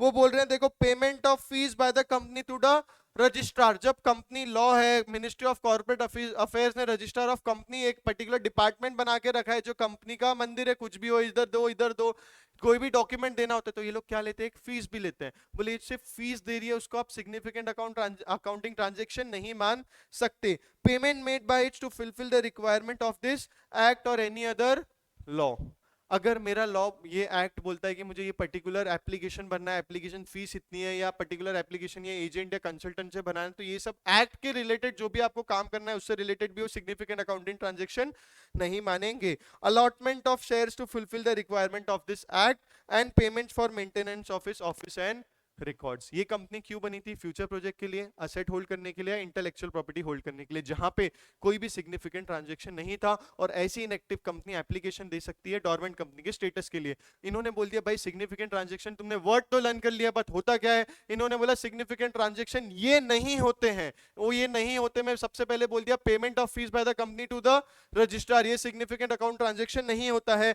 ऐसा कोई पेमेंट जो ये रिक्वायरमेंट्स फुलफिल करना है ये एक्ट के, ये भी सिग्निफिकेंट अकाउंटिंग ट्रांजैक्शन नहीं होता है। Allotment of shares to fulfil the requirement of this act, ये भी नहीं होगा। और payment of maintenance of office records वगैरह के लिए, मेंटेनेंस के लिए, अकाउंट्स वगैरह मेंटेन करने के लिए अगर है तो वो भी सिग्निफिकेंट अकाउंटिंग ट्रांजैक्शन नहीं होगा। केस लॉ बना देंगे, केस पूछेंगे, क्वेश्चन में डाल देंगे कि इसमें से दो चीज उठा के डाल देंगे, ये पर्टिकुलर कंपनी के इतने सारे ट्रांजैक्शन थे जिसको इतना इतना पैसा लगा, और ये कंपनी चाहती है कि वो डोरमेंट कंपनी का स्टेटस के लिए एप्लीकेशन करे, कर सकती है क्या, आपको लिखना पड़ेगा ऊपर पूरा डेफिनेशन, फिर लिखना पड़ेगा ये सिग्निफिकेंट अकाउंटिंग ट्रांजैक्शन नहीं होते हैं, और बोलना पड़ेगा हाँ कर सकती है। और इनएक्टिव कंपनी के बारे में उन्होंने बोला company not being carrying on any business और ऑपरेशन और has not made any significant accounting transaction during the last 2 years or has not filed financial statements and annual return during the last 2 financial year. देखो significant accounting transaction पिछले 2 साल में नहीं है, और annual return और financial statement पिछले 2 साल में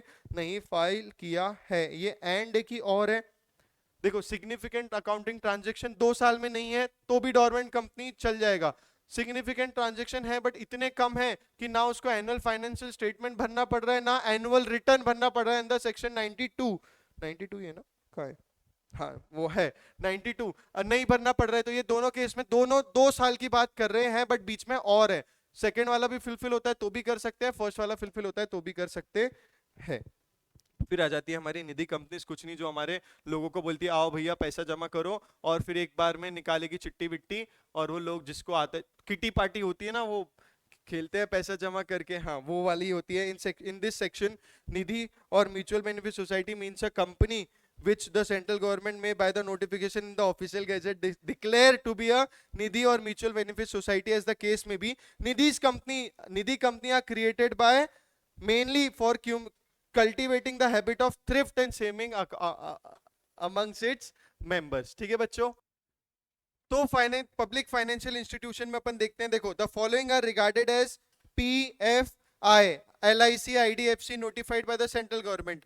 अब इन्होंने बोला है the condition for an institution to be notified as public. देखो ये पहली बात तो सेंट्रल गवर्नमेंट बोलती है कि ठीक है इसको अपन पब्लिक फाइनेंशियल इंस्टीट्यूशन बनाते हैं. जनरली देखो LIC है, IDFC डाला, यूनिट ट्रस्ट ऑफ इंडिया जो म्यूचुअल फंड्स वगैरह से रिलेटेड डील करती है, क्योंकि ये पब्लिक इंटरेस्ट से रिलेटेड कंपनीज है जो एक्चुअल में सर्विसेज तो दे रही है, बट गवर्नमेंट को पता है साला इन्होंने अगर पैसों के साथ खेला तो इनके पास, क्योंकि LIC के पास कितना करोड़ का मार्केट कैपिटलाइजेशन है पता है ना, तो वही वो बोल रहे हैं कि इन्होंने अगर पब्लिक के साथ पैसे से खेल लिया तो गड़बड़ हो जाएगा.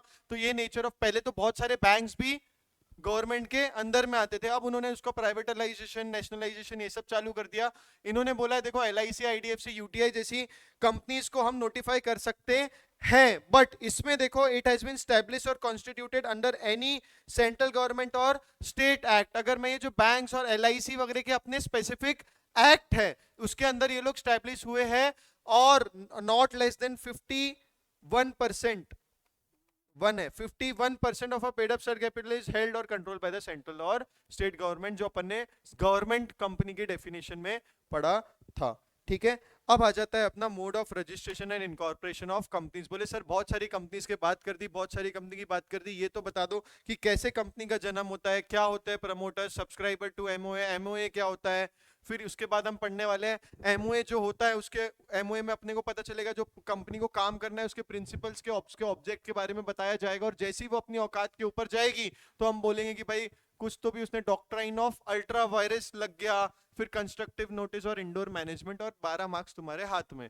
ठीक है, चलो इधर ध्यान दो. Mode of registration / incorporation of company में सबसे पहला आता है promoters. Promoters means a person who has been named as such in the prospector or is identify the companies in its annual return refer to in section 92. सही section था. देखो who has named मतलब अगर कोई भी promoter है, क्या है जिसका नाम एज अ प्रमोटर दिया गया है काय पे, प्रोस्पेक्टस में. जो प्रोस्पेक्टस कोई भी कंपनी इशू करती है किसके लिए, पब्लिक शेयर्स वगैरह IPO लाने के लिए, और एनुअल रिटर्न, साल में कंपनी को एक रिटर्न फाइल करना पड़ता है MCA के पास, एनुअल रिटर्न जिसको बोलते हैं, सेक्शन 92 में आता है, जो तुमको केस में नहीं है, बट ये बताना चाह रहे कि वही लोग प्रमोटर्स है जो ये एनुअल रिटर्न में या फिर अपने प्रोस्पेक्टस में अपने नाम देते हैं एज अ प्रमोटर, और उसका कंट्रोल है over the affairs of the company directly और indirectly, whether as a share holder और डायरेक्टर और अदरवाइज. बोले आपका अगर कंट्रोल है over the affairs of the company, company के ऑपरेशंस में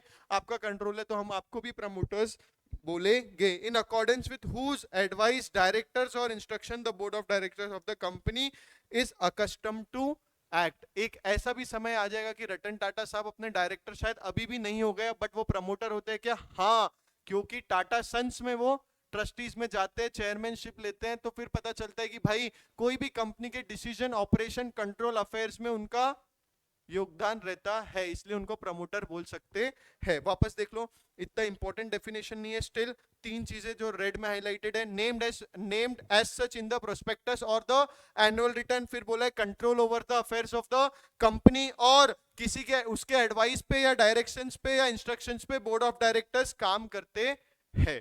ठीक है, वो प्रमोटर्स लोग होते हैं. फिर बोलता है फॉर्मेशन ऑफ द कंपनी, बोलता है पब्लिक कंपनी में मिनिमम नंबर कितने होते हैं, 7, प्राइवेट में OPC में 1. ठीक है, ये इजी है.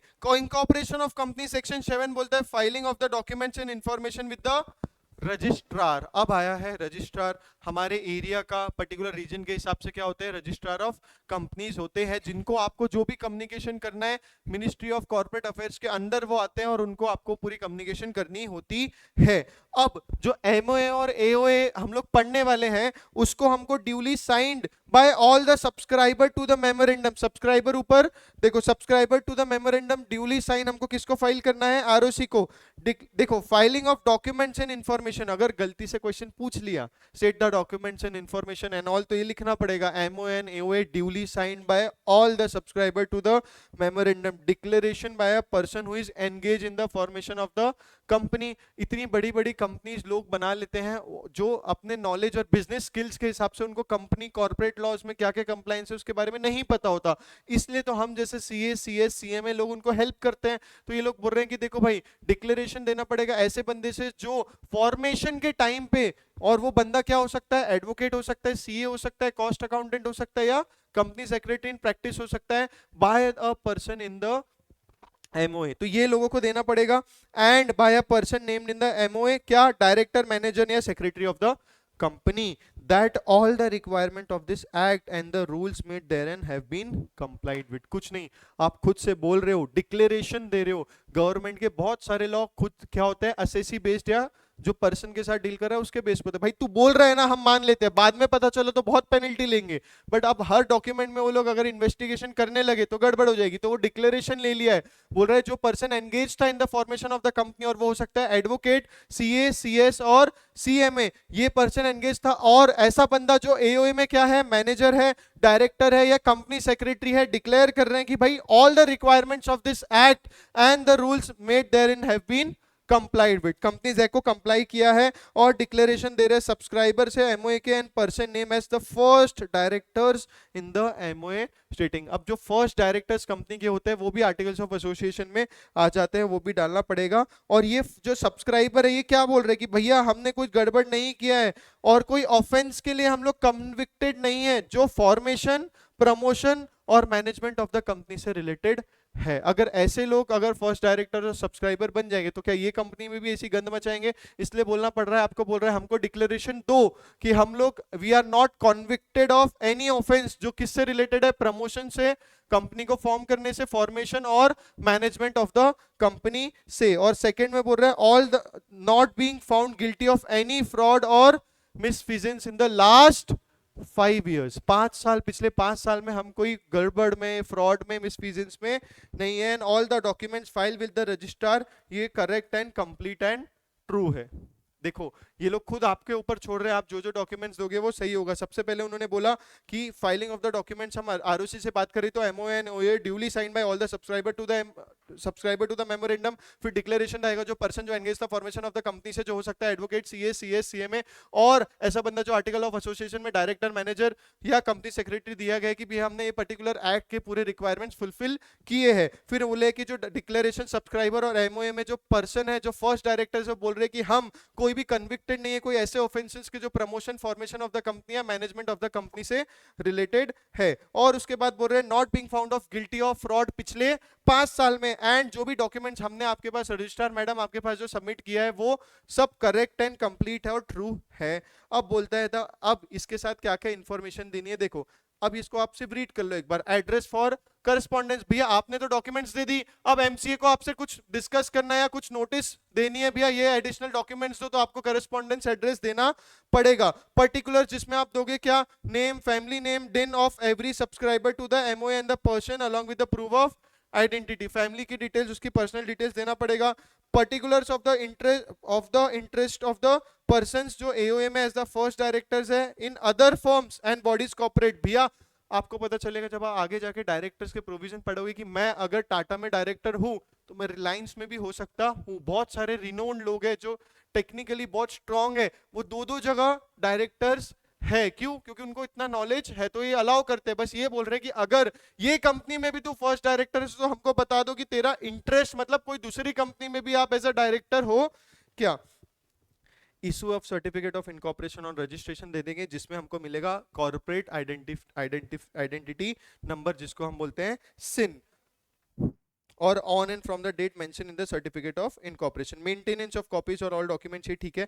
फर्निशिंग ऑफ फॉल्स और incorrect information, suppression of material fact at the time of incorporation, तो आपको सेक्शन 447 लग जाएगा, जो बहुत भयंकर बैंड बजाता है। 7-10 साल की उसमें सजा, 3 गुना आपने जो गड़बड़ की है उसका आपको पैसा देना पड़ता है। सेक्शन 447 कंपनी आपको है नहीं, बट कंपनीज एक्ट का सबसे रिगरस सेक्शंस में माना जाता है। और इसमें जेल भी होगी, तो जेल में सिर्फ तुमको खाना पीना नहीं देंगे, तुमसे काम भी कराएंगे। रिगरस पनिश इम्प्रिजनमेंट होती है, इसमें काम कराते हैं, जो संजय दत्त येरवाड़ा जेल में करता था। ठीक है। उसके बाद company already incorporated by by furnishing. एक तो पहले तो आपने जब आरओसी को ये सब डिटेल्स दी तो फॉल्स और इनकरेक्ट दी और उनको पता चला तो क्या ठोक देंगे, सेक्शन 447 जो फ्रॉड से रिलेटेड है।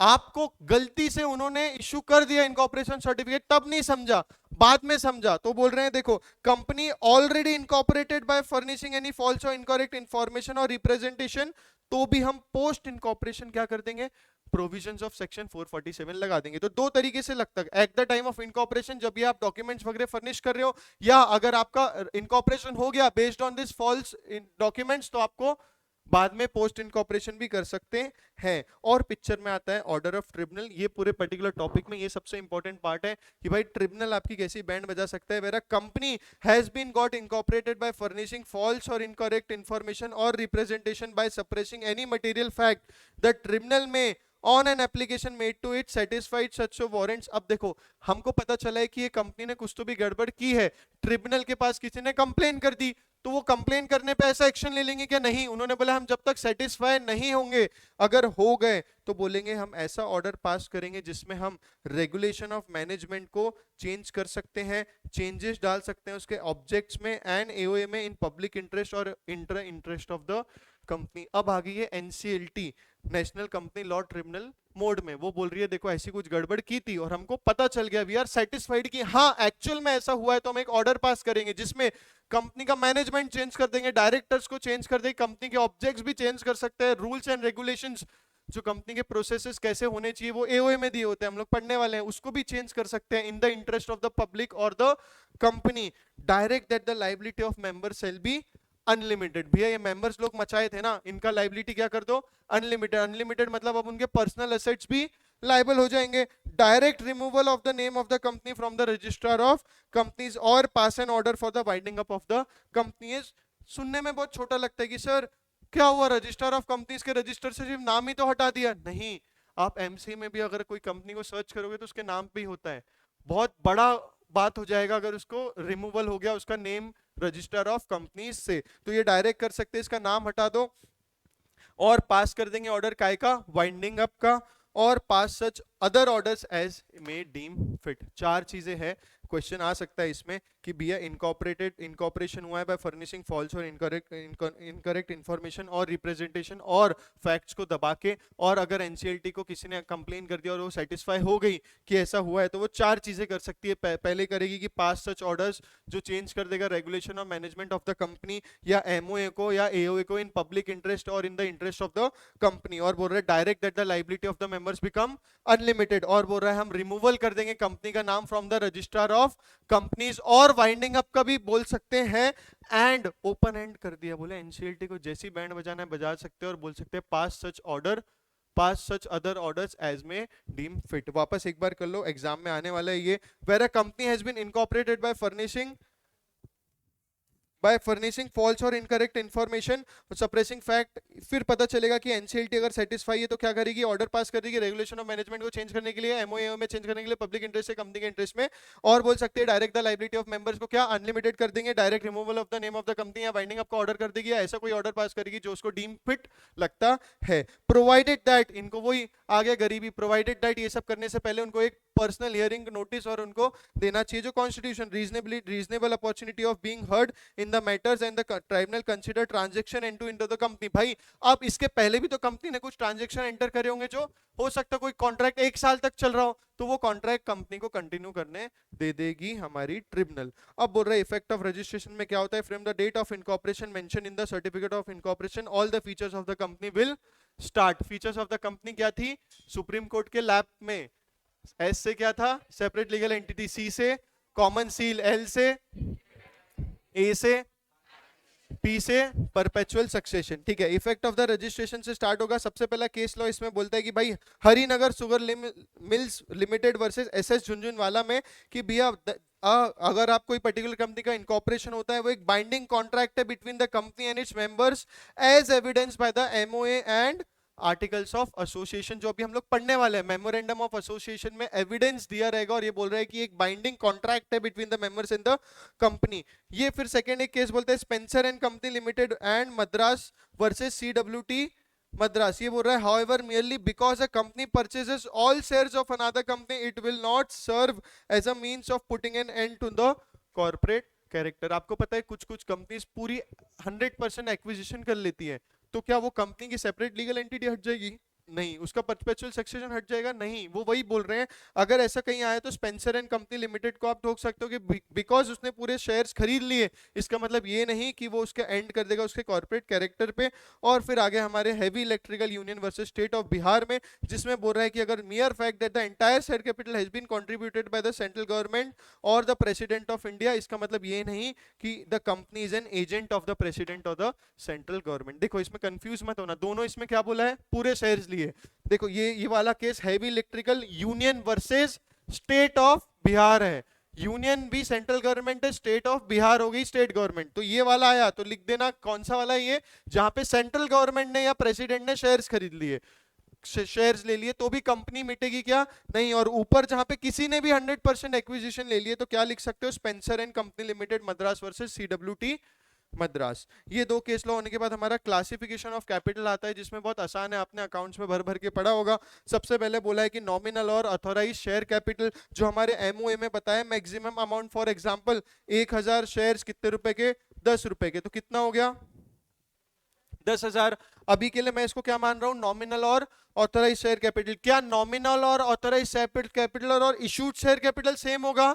नहीं। हो सकता है इन्होंने अभी के लिए बोला हो कि भाई इसको हम लोग कम इशू करते हैं, 80% इशू किया तो कितना हो गया 8,000। अब सब्सक्राइब शेयर कैपिटल, लोग इंटरेस्टेड ही नहीं है कंपनी में, बोल रहे हैं आपने इशू तो कर दिया, हम सब्सक्राइब नहीं करेंगे। कितना सब्सक्राइब हुआ 7,000। 7,000 लोग ने अपने आप विलिंग बताया कि हम ये पर्टिकुलर कंपनी में शेयर खरीदना चाहते हैं। और जब इन्होंने पर्टिकुलर पूरे कॉल लिया कि भाई पैसे दो अपने, तो कुछ लोगों ने नहीं दिया, तो उनको बोलते हैं paid up called up capital. जितना पैसा मंगाया और उसमें से जितना लोगों ने दिया वो पेड अप कैपिटल हो जाता है। अब इसको एक बार देखते हैं। देखो authorise share capital authorise by the MOA to the maximum amount of share capital. अगर ऑथराइज शेयर कैपिटल को बढ़ाना है तो किस में चेंज करना पड़ेगा, एमओए में चेंज करना पड़ेगा। एमओए में चेंज करना बहुत बड़ी बात है क्या? नहीं, पहले हुआ करती थी, अभी चेंज करना बहुत बड़ी बात नहीं है। अभी अपन आगे पढ़ेंगे। Issued share capital, that part of the authorised share capital which was offered by the company for subscription. उसके बाद बोल रहा है subscribe share capital, such part of the capital which is for the time being subscribe by the members of a company. और फिर आ गया called up. देखो जो हेडिंग है ना वो ही अंदर उन्होंने लिखा है, सिर्फ स्टेटमेंट अच्छे से फॉर्म करना। Called up capital, such part of the capital that has been called for payment. और पेड अप कैपिटल में आ जाएगा it is the total amount paid और credited as paid up on shares. Paid up share capital को हम लोग बोलते हैं called up capital minus call in arrears, मतलब जो लोगों ने नहीं पैसा दिया उसको माइनस करके ये आ जाता है। कोई भरोसा नहीं है, आइडली पूरे दिल से बोलते हो ये क्वेश्चंस नहीं पूछना चाहिए उन्होंने, बट पूछ लेंगे, कोई मानदंड नहीं है। तो कितने मार्क्स का पूछ सकते हैं पता है, 3 से 5 मार्क का भी पूछ लेंगे। 5 पॉइंट्स है ना, पूछ सकते हैं। पूरा एक एक लाइन अच्छे से लिखना पड़ेगा और आप लिख नहीं पाओगे क्योंकि आप छोड़ के जाओगे, ठीक है। स्टिल चलो अभी जितना पढ़ लिया उतना तो लिख देना। फिर आ गया शेयर्स। क्या होता है, shares mean share in the share capital of the company and includes stock. Borland trustees and steel bros limited का एक केस लॉ है। देखो भैया वो बोल रहा है share is not a sum of money but an interest measured by the sum of money and made up of various rights contain in the contract. Notes में गलत दिया है, including the right to sum of money और more और less. You should note that the share holders are not in the eyes of law part of the owners of undertaking. The undertaking is somewhat different from the totality of shareholders. The rights and obligation attaching a share are those prescribed by the MOA. मतलब ये कुछ नहीं बोल रहा, it is an agreement बोलता है। सिर्फ ownership नहीं होती, एक एग्रीमेंट होता है जिसके राइट्स एंड लाइबिलिटीज एमओए और आर्टिकल्स ऑफ एसोसिएशन में बताए जाते हैं। It must however be remembered that the share holder has not only contractual rights against the company but also certain other rights which accrue to him according to the provision of companies act. Companies act भी share holders को बहुत सारे right देती है। तो ये बोल रहा एग्रीमेंट तो है between the members and the company, जो आर्टिकल्स ऑफ एसोसिएशन और एमओए में आता है। इसी के साथ ही साथ उसके ओनर वो वाले राइट्स के साथ ही साथ कंपनीज एक्ट के भी राइट्स उसमें होते हैं, ठीक है। फिर बोल रहा है ये इंपॉर्टेंट आ गया, शेयर कैपिटल में बोल रहा है share is a movable property, shares shall be distinctive numbered. ये दोनों चीज कैरेक्टरिस्टिक्स होते हैं पर्टिकुलर शेयर के।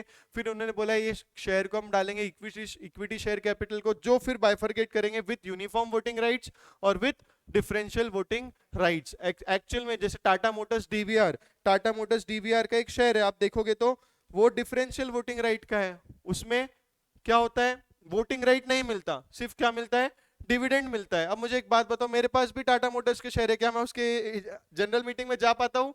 नहीं। तो मेरे मेरे जैसे लोगों के लिए थोड़ा सस्ता होता है टाटा मोटर्स का डीवीआर उसके एक्चुअल टाटा मोटर्स के शेयर से। तो मेरे को क्या करना वोटिंग राइट का, मैं मेरे वोटिंग से घंटा फर्क भी पड़ेगा नहीं, तो मैं क्या कर सकता हूँ, टाटा मोटर्स डीवीआर ले सकता हूँ। तो डिफरेंशियल वोटिंग राइट्स हो गया। उसके बाद बोल रहे हैं यूनिफॉर्म वोटिंग राइट्स में सबके राइट सेम होते हैं। इक्विटी शेयर कैपिटल को बोला है means all share capital which is not preference share capital. फिर बोल रहा है प्रेफरेंस शेयर कैपिटल क्या होता है, तो वो ये होता है means that part of a issued share capital of the company which carries all would carry a preferential right with respect to dividend. Preference share holders को फिक्स डिविडेंड मिल सकता है and repayment at the time of winding up. Equity share holders की line के पहले preference share holders की लगती है। इसको एक बार रीड करके जाने का एग्जाम में अच्छे से। फिर आता है मेमोरेंडम ऑफ एसोसिएशन। अब थोड़े जो अब बीच में क्या था, थोड़ा प्रोसीजरल था, फॉर्मेशन ऑफ द कंपनीज, ये सब।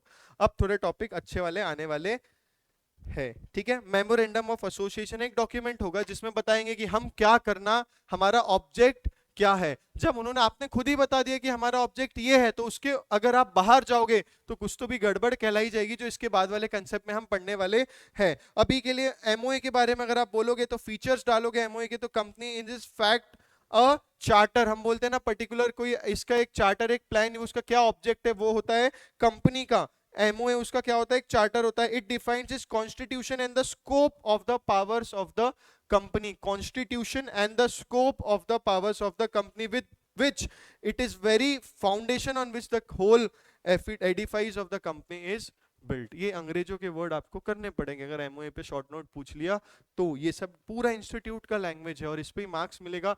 सिर्फ रेड रेड वाला भी लिख दोगे तो हो जाएगा। चार्टर हो जाएगा, constitution and the scope of the powers of the company and it is a very foundation जिसपे कंपनी बनी हुई है। इसके बाद ये बोल रहे हैं देखो, अ company can not depart from the provisions contain in the memorandum, however imperative may be the necessity for the departure. जहां पे ये करके कुछ अच्छा हो रहा है तो कोई प्रॉब्लम नहीं है। It can not enter into a contract और एंगेज इन एनी ट्रेड और business which is beyond the power confessed on it's memorandum. जो भी मेमोरेंडम में ऑब्जेक्ट है वो ऑब्जेक्ट क्लॉज के अगर ऊपर जाओगे, अगर आप सोचो तो ऐसे नहीं कर सकते। If it does happen it is ultra vires the company and it is void हमारे कॉन्ट्रैक्ट एक्ट के हिसाब से। कोई भी ट्रांजेक्शन तो कंपनी के मेमोरेंडम ऑफ एसोसिएशन के ऑब्जेक्ट्स के ऊपर जा रहा है तो क्या बोलते हैं हम उसको, अल्ट्रा वायरस, और वो क्या हो जाता है, वॉइड। क्या बाद में उसको सुधारा जा सकता है? वॉइड एग्रीमेंट को हम रेटिफिकेशन बाद में कर सकते हैं? नहीं। कॉन्ट्रैक्ट एक्ट भी पढ़ेंगे बट इतना तो याद है ना, वॉइड एग्रीमेंट को बाद में रेटिफिकेशन कर सकते हैं क्या? नहीं। वापस से बता रहा हूं, MOA is in fact is a charter. MOA जो है डिफाइंस करता है क्या, constitution and scope of the powers of the company. It is a very foundation जिसपे कंपनी बेस्ड है। A company can not depart A company cannot depart from the provisions contained in the memorandum, however imperative होगा तो चलेगा। It cannot enter into a contract or any trade or business which is beyond the powers confessed in the memorandum. If it does so, it is called ultra virus and becomes void. It is called ultra virus and becomes void. Object of registering a memorandum of association, वो बोल रहे हैं क्यों आपने MOA लाया जिंदगी में। देखो वापस रिपीट हो रहा है, it contains the object for which the company is form and therefore identifies the possible scope of operation beyond which it cannot go. हम बोल रहे, ये बता रहे हैं ऑब्जेक्ट क्या है एमओए का, तो ये बोल रहे हैं it contains the object for which the company is formed and therefore it identifies the possible scope जिसके आगे वो नहीं जा सकती है। ठीक है। फिर बोल रहा है it enables share holders, creditors and dealers. Creditors भी जो पैसा दे रहे हैं कंपनी को, शेयर होल्डर्स भी जो पैसा लगा रहे हैं, और डीलर्स जो ट्रांजेक्शन कर रहे हैं कंपनी के साथ, इनके पास समझ जाएगा कि भाई what is the powers and what activity कोई पर्टिकुलर कंपनी एंगेज कर सकती है। भी अब कंपनी बनी है, अपन तो थोड़ा बहुत ट्रांजेक्शन करते हैं, कुछ लोग करोड़ों रुपए इन्वेस्ट करते हैं, कुछ लोग बहुत बड़ा लेवल का ट्रांजेक्शन करते हैं। उनको समझना तो चाहिए कि क्या इसके ऑब्जेक्ट में भी है। जब इन्होंने वो कंपनी बनाई थी तो क्या इसके promoter, subscriber to the memorandum of वाले जो फर्स्ट डायरेक्टर से, उन्होंने सोचा था कि ये कंपनी इस चीज के लिए बनी है। अभी वैसे देखो ये प्रोविजन पूरे पढ़ने के बाद आपको समझेगा सर स्पेशल रेजोल्यूशन मार के ऑब्जेक्ट क्लॉज को चेंज कर देंगे और वो ट्रांजेक्शन कर सकते हैं। हाँ, तो आसान हो गया है। पहले डिफिकल्ट था, अब आसान हो गया है। स्पेशल रेजोल्यूशन जनरल मीटिंग में मारोगे तो आप एमओए को अमेंड कर सकते हो, उसके ऑब्जेक्ट क्लॉज को अमेंड करके वो पर्टिकुलर ट्रांजैक्शन में भी डील कर सकते हो। वापस एमओए के कंसेप्ट में आते हैं, वो बोलते हैं MOA for which the company is formed, possible act पता चल जाएगा, scope to know what is the power, जिसके जहां तक वो एक्टिविटीज कर सकती है, इंपॉर्टेंट है, इस पे क्वेश्चन आता है। A MO is a public document, मतलब पब्लिक डॉक्यूमेंट कोई भी हो, क्या डीम कर लिया जाएगा कि आपको उसके बारे में पता है? इसको इग्नोर करोगे तो होगा क्या? नहीं। तो बोल रहे हैं MO is a public document, consequently every person entering into a contract with the company is presumed to have the knowledge। हमने presume कर लिया भैया, आपने क्या पढ़ा हुआ है? एमओए पढ़ा हुआ है। the shareholder must know the purpose for which his money can be used by the company and what risk he can taking but making the investment। MOA के बारे में उन्होंने आ दिया, शॉर्ट नोट्स पूछा या फीचर्स ऑफ द कंपनी या object of the MOA पूछ लिया। It contains the object for the company is form, possible scope of जहां तक वो ऑपरेशंस कर सकती है। It enables the share holders, creditors and whether company to know what is the powers and what activities it can engage in. MOA एक public document होता है, इसका मतलब यही है कि जो भी उसके साथ ट्रांजेक्शन कर रहा है हम प्रिज्यूम कर लेंगे कि उसका उसको नॉलेज है। और उसके बाद शेयर होल्डर्स बस know the purpose for which the company uses his money, तो इसके लिए उसका रिस्क कितना है उसको समझ में आ जाएगा। फिर सेक्शन 4 बोलता है कंपनीज एक्ट का, MOA shall be drawn as per the schedule 1 of companies act 2013। Direct question आने के चांसेस नहीं है, सिर्फ देख लो टेबल ए, मतलब उन्होंने एक पर्टिकुलर फॉर्मेट दिया है। टेबल ए में किसको? लिमिटेड बाय शेयर्स को। फिर हमने क्या बोलता है? Limited by guarantee not having share capital. फिर बोलता है limited by guarantee and having share capital. मतलब सर इससे ये भी समझा कि एक ऐसी कंपनी हो सकती है जिसमें लिमिटेड बाय गारंटी भी और शेयर कैपिटल भी है। हाँ, सबसे पहले क्या होगा? टेबल ए में limited by shares, table B में होगा limited by guarantee not having share capital, table C में होगा limited by guarantee and having share capital, और डी में होगा भैया अनलिमिटेड वाले, और ई में होगा अनलिमिटेड एंड शेयर कैपिटल। ठीक है, एक बार रीड करो, उससे ज्यादा इंपॉर्टेंट नहीं है। राइट, ठीक है। कंटेंट्स ऑफ एमओए आप तुम लोग फिल इन द ब्लैंक्स करना, मैं एक एक कर रहा हूं। पहला कंटेंट होता है एमओए का नेम क्लॉज, फिर होता है रजिस्टर्ड ऑफिस क्लॉज। ये सब छोटे छोटे नामकरण, इसमें स्पेसिफिक आगे जाके रूल्स रहेंगे, ऐसा नहीं नाम रख सकते, वैसा नहीं, किसी से रिजेंबल नहीं करना चाहिए, ये नहीं करना चाहिए, अभी आपको नहीं है। सिर्फ बोल रहे हैं एमओए में क्या क्या होता है। सबसे पहले क्या होता है? नेम क्लॉज, फिर बोलते हैं रजिस्टर्ड ऑफिस क्लॉज, फिर बोलते हैं ऑब्जेक्ट क्लॉज। ये इंपॉर्टेंट है, इसमें क्या दिया रहता है भैया हम लोग क्या क्या काम करने वाले हैं। फिर बोलते हैं लाइबिलिटी क्लॉज, अनलिमिटेड है, गारंटी है, कैपिटल क्लॉजेज, एसोसिएशन क्लॉज और nomination clause in case of OPC. क्यों? क्योंकि वहां पे नॉमिनी बनाते हैं रिटर्न कंसेंट से, ई मेमोरेंडम के साथ साइन करके आरओसी को, फिर वो भगा भी सकते हैं, वो खुद भी भग सकता है। याद आ रहा है? चलो वापस एक बार देख लो। एमओए में सबसे पहला क्या होता है? नेम क्लॉज, फिर आएगा रजिस्टर्ड ऑफिस क्लॉज, फिर उसका object clause, liability, capital clause, association, और ओपीसी के केस में क्या आएगा? Nomination clause. थोड़े इंपॉर्टेंट पॉइंट्स से रिलेटेड देख लेते हैं। देखो, it is to be noted that the company being a legal person can through its agent subscribe to the memorandum. However, a minor cannot be a signatory to the memorandum as he is not competent to contract. Welcome to contract act. वो बोल रहे हैं minor incapacity होती है, तो वो क्या 18 साल के ऊपर नीचे वाला बंदा नहीं कर सकता है।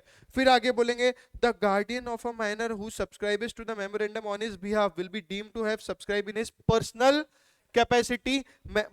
अगर कोई पर्टिकुलर माइनर है, उसका गार्डियन चाहता है कि मैं उसके बिहाफ पे करूं, तो हम तो उसको उसके इंडिविजुअल कैपेसिटी से गिनेंगे। The memorandum of a company can not contain anything contrary to the provisions of the companies act. अभी तक तो सर यहाँ पे आया ही नहीं कि एमओए का object clause, sir object object बोल रहे हैं, ऑब्जेक्ट के बियॉन्ड गए तो वो अल्ट्रा वायरस और वॉइड हो जाएगा। आपने ही बोल दिया कि फिर स्पेशल रेजोल्यूशन पास कर दूंगा तो वो पर्टिकुलर ऑब्जेक्ट क्लॉज को मैं चेंज भी कर सकता हूँ। अभी तक तो वो चेंज आया नहीं, बट इन्होंने बोल दिया कि देखो कितना भी चेंज कर लो, ऐसा कुछ मत डालना जो आप कंपनीज एक्ट के प्रोविजंस को डिफीट कर रहे हो। फिर एक और कंसेप्ट आ गया काय का? डॉक्ट्राइन का। अब कैसा होता है ना, हमारे कंपनी लॉ बन गया, इतनी सारी चीजें आपने देख ली, अब होगा ऐसा कि आपको समझ में आएगा कि कोई बहुत सारे, आपको फिर भी आपने कुछ गड़बड़ करी, वो आपके हिसाब से गड़बड़ नहीं है, बट किसी पार्टी ने आपके ऊपर केस कर दिया, अब आप गए कोर्ट में वो केस की कोई तो भी सुनवाई हो गई।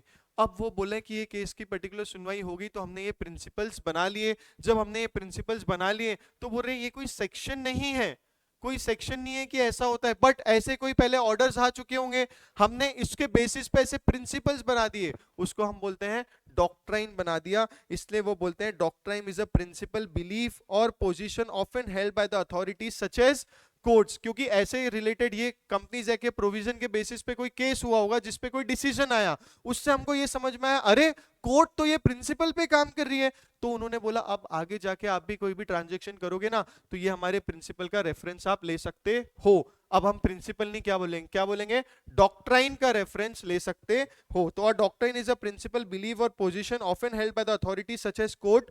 अ doctrine can be a rule और थ्योरी और अ टेनेंट ऑफ, ये आपके इसमें नहीं है, आपको जस्ट समझाने के लिए लाया, ये इंस्टीट्यूट में नहीं है। There are many judicial doctrines applied under the constitution of India. बहुत सारे डॉक्ट्राइन आपको कॉन्स्टिट्यूशन ऑफ इंडिया में दिए गए हैं बताने के लिए कि भैया हमारे कोर्ट ऐसे जजमेंट देते हैं, ये प्रिंसिपल्स पे काम करते हैं, तो आप भी उस पर ध्यान देना। अब आ जाओ अपने कंसेप्ट पे और बोलते हैं सबसे पहला डॉक्ट्राइन है डॉक्ट्राइन ऑफ अल्ट्रा वायरस, जहां पे अपन ने एक डब्बा बनाया जिससे आपको कंसेप्ट पूरा क्लियर हो जाएगा। सबसे पहला टर्म क्या है, अल्ट्रा वायरस, फिर दूसरा टर्म क्या है, इंट्रा वायरस। मीनिंग क्या होता है अल्ट्रा वायरस का, बियॉन्ड पावर्स, और इंट्रा वायरस का विद इन पावर्स। भैया इतना तो उल्टा पुल्टा वाला गेम खेल सकते हैं, अल्ट्रा वायरस मतलब बियॉन्ड पावर्स, इसका कंक्लूजन क्या होगा, वॉइड एब इनिशियो। अगर इंट्रा वायरस हुआ तो वो विद इन पावर्स होता है और वो पर्टिकुलर ट्रांजेक्शन क्या हो जाता है, वैलिड। अब अल्ट्रा वायरस क्या होता है, जब भी हम पर्टिकुलर कंपनी के ऑब्जेक्ट क्लॉज के ऊपर जाएंगे beyond the object of the company, वो क्या हो जाएगा, अल्ट्रा वायरस हो जाएगा। देखो important points, the meaning of the term ultra vires is simply beyond their powers. ये जानबूझ के लिखा है आपको एग्जामिनेशन में, रेड रेड जितना लिख पाओगे उतने अच्छे मार्क्स स्कोर करके आओगे। Simply beyond their powers, the legal phrase ultra vires is applicable only to acts done in excess of the legal powers of the doers. अभी तो हम कंपनी के इसके बात कर रहे हैं, वो लोग बोल रहे हैं जो भी कोई ऐसा एक्ट कर रहा है उसकी लीगल पावर्स के ऊपर करता है तो हम उसको अल्ट्रा वायरस बोलते हैं। When an act beyond object clause of MOA is ultra vires the company and null and void, it is ultra vires the company. क्यों, क्योंकि उसके चार्टर डॉक्यूमेंट एमओए में जो फाउंडेशन होता है, ये रिवीजन कर रहा हूं वापस, फाउंडेशन होता है पर्टिकुलर कंपनी के, उसके ऑब्जेक्ट क्लॉज के ऊपर तुम गए हो तो बोल रहे हैं अगर कोई भी आपने एक्ट किया है जो beyond the object clause of MOA है तो it is ultra vires the company and null and void. Ultra vires act can not be ratified even by unanimous approval. 100% लोग भी मान रहे हैं कि नहीं हमको ये पर्टिकुलर एक्ट कर लेना चाहिए हमारी कंपनी में, तो भी उसको वापस रेटिफाई कर सकते हो क्या, नहीं। Act ultra vires the directors but intra vires the company में रेटिफाई, शेयर होल्डर्स में रेटिफाई इट। अब कंपनी के ऑब्जेक्ट के बाहर पे काम कर लिया तो अल्ट्रा वायरस हो गया। अल्ट्रा वायरस को हमने क्या बोला, वॉइड।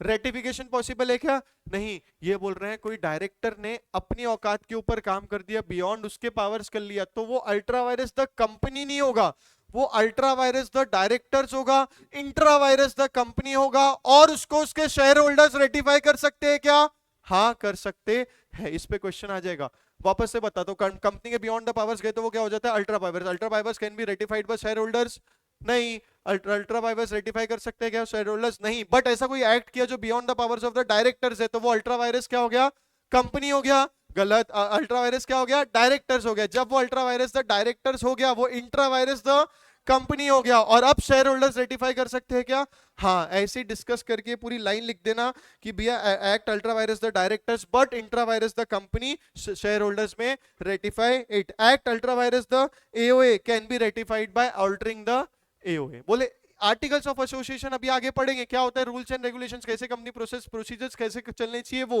अगर वो रूल्स एंड रेगुलेशन को फॉलो नहीं किया मतलब उसके बियॉन्ड जा रहे हो, उसको ठीक करना है तो कोई नहीं, आप चेंज कर दो। अब आ गया इंपैक्ट क्या होता है, ये स्पेसिफिक कंसेप्ट दिए, ठीक है। इंपॉर्टेंट पॉइंट्स हो गया, एक और बार रिवाइज करा देता हूं। The meaning of the ultra vires is term beyond it's powers, acts done in excess of legal powers of the doers is known as ultra virus. When an act beyond the object clause of MOA is ultra virus the company and it is null and void. Ultra virus act cannot be ratified even by the unanimous, देखो unanimous लिख के आना, underline मार के, ठीक है।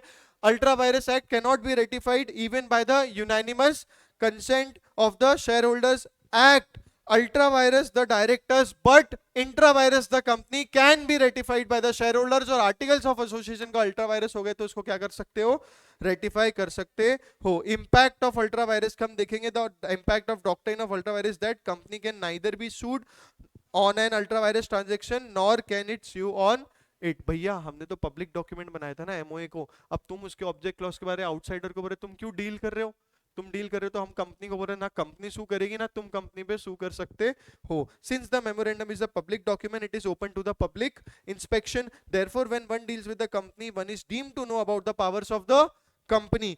If in spite of this you enter into a transaction which is ultra virus the company, you cannot enforce it against the company. आपको नहीं लग रहा कि ये ultra doctrine of ultra virus outsiders को हेल्प कर सकता है? हेल्प कर सकता है, अगेंस्ट द आउटसाइडर काम कर सकता है. वो बोल रहा है भैया तुम ट्रांजेक्शन काम कर रहे हो, कंपनी से ट्रांजेक्शन कर रहे हो, तो तुम देख लो उसके एमओए में क्या ऑब्जेक्ट क्लॉज है. अगर एमओए में ऑब्जेक्ट क्लॉज दिया है तो उसके बियॉन्ड जा रहे हो तो मत करो, क्योंकि हम बोल रहे हैं ना कंपनी लॉ बोल रहा है. अब एक और बताओ, ignorance of law is not an excuse. जब कंपनी लॉ बोल रहा है कि भैया तुम ये अगर उसके बियॉन्ड काम जाओगे तो अल्ट्रा वायरस हो जाएगा, फिर भी तुम जाओगे तो सू कर पाओगे क्या? नहीं. क्या कंपनी सू कर पाएगी क्या? नहीं. तो ये इंपैक्ट ऑफ अल्ट्रा वायरस पे आएगा क्वेश्चन आखिरी में, उसके आखिरी में बोल दूंगा also state the impact of doctrine of ultra virus transaction with the impact of doctrine of ultra virus, that a company can neither be sued nor on ultra virus transaction, nor can it sue on it. Since the memorandum is the public document, it is open to public inspection. Therefore, when a person deals with a company, one is deemed to know about the powers of the company. If in spite of this you enter into a transaction which is ultra virus the company, you cannot enforce it against the company. फिर ये आगे अपना Ashbury railway carriage and iron company के case में, जहां पे वो बोल रही है भी हमारे ऑब्जेक्ट क्या थे, टू मेक सेल लैंड और hire railway carriages and wagons, to carry on the business of mechanical engineering and general contractors. इन्होंने बोला जनरल कॉन्ट्रैक्टर्स. फिर to purchase lease and sell and work mines and to purchase and sell as merchants और agents और coal metals. अब आगे इन्होंने क्या बोला होगा ना, ये बोलेंगे कि जो जनरल कॉन्ट्रैक्टर्स टर्म है इस पे उन्होंने बोला क्या हम फाइनेंसिंग वाला काम कर सकते हैं.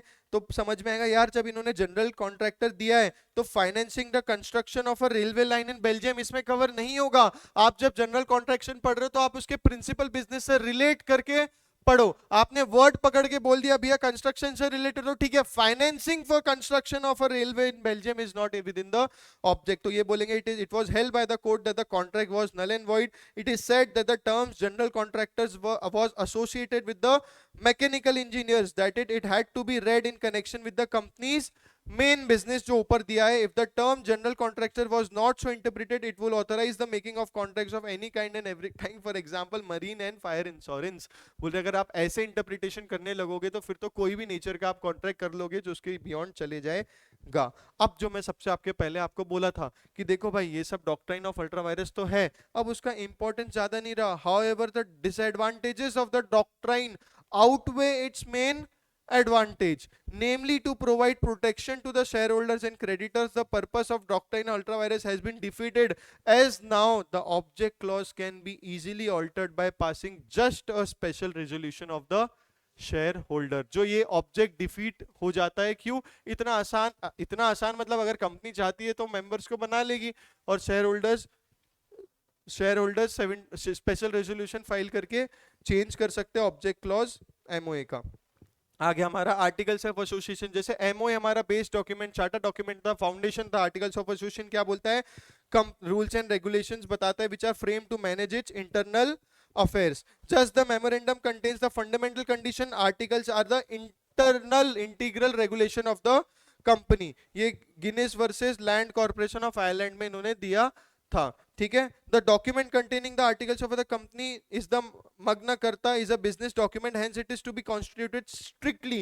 It regulates domestic management of a company and creates certain rights and obligation between the members. जो SS Rajkumar versus perfect casting private limited में उन्होंने ज्ञान दिया है. कोई नहीं, आपको जो रेड में दिया है आर्टिकल्स ऑफ एसोसिएशन का, अगर कोई पर्टिकुलर क्वेश्चन है तो उसमें आपको स्टार्ट करना है तो लिखना पड़ेगा रूल्स एंड रेगुलेशंस फ्रेम करती है to manage the internal affairs of the company, affairs of the company. Just as the memorandum contains the fundamental condition, articles are the integral regulation of the company, जो Guinness versus land corporation of Ireland में दिया है. और फिर बोल रहा है ये डॉक्यूमेंट क्या है? मग्ना करता है डॉक्यूमेंट है, hence it is to be constituted strictly. ठीक है.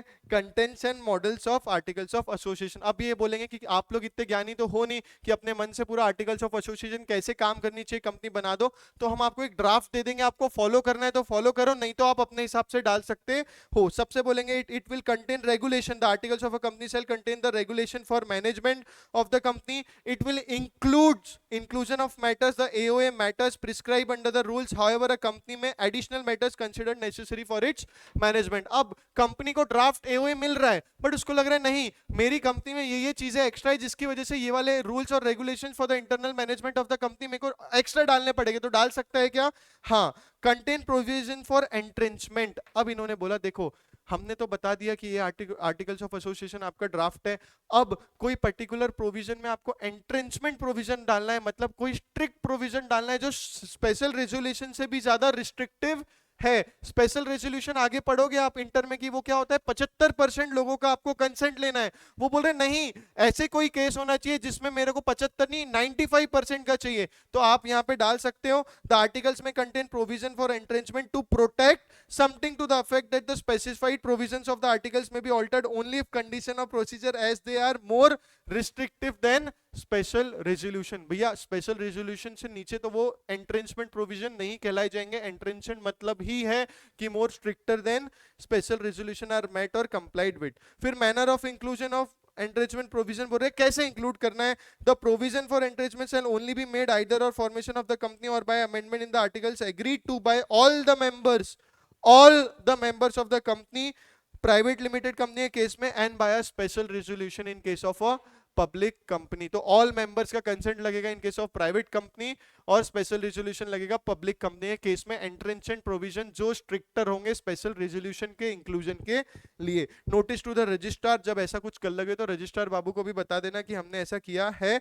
फॉर्म्स ऑफ आर्टिकल्स बोल रहे थे articles of company shall B respective form. जो ABCDE वहां खत्म हुआ तो FGHI J यहाँ पे आ गया इन schedule 1 of the companies act. Model articles ये इंपॉर्टेंट है. A company may adopt all or any of the regulation contained in the model articles applicable to such companies. Model मतलब उन्होंने ड्राफ्ट दिया है कि ऐसा आप रख सकते हो, तो मे डाला है, आप उसको वैसे का वैसा अडॉप्ट कर सकते हो या उसका कुछ पार्ट अडॉप्ट कर सकते हो. Company registered after the commencement of this act in case of a registered articles of such company do not exclude or modify the regulation contain in the model articles the same may be applicable. अगर कुछ उसको modification नहीं करते तो वो applicable हो जाता है. अब बोल रहे हैं AOA और में थोड़ा डिफरेंसेस देख लो. ऑब्जेक्टिव्स के बारे में बोलते तो AOA बोलता है defines and delimits the objectives of the company, और AOA बोलता है lays down the rules and regulation for the internal management of the company.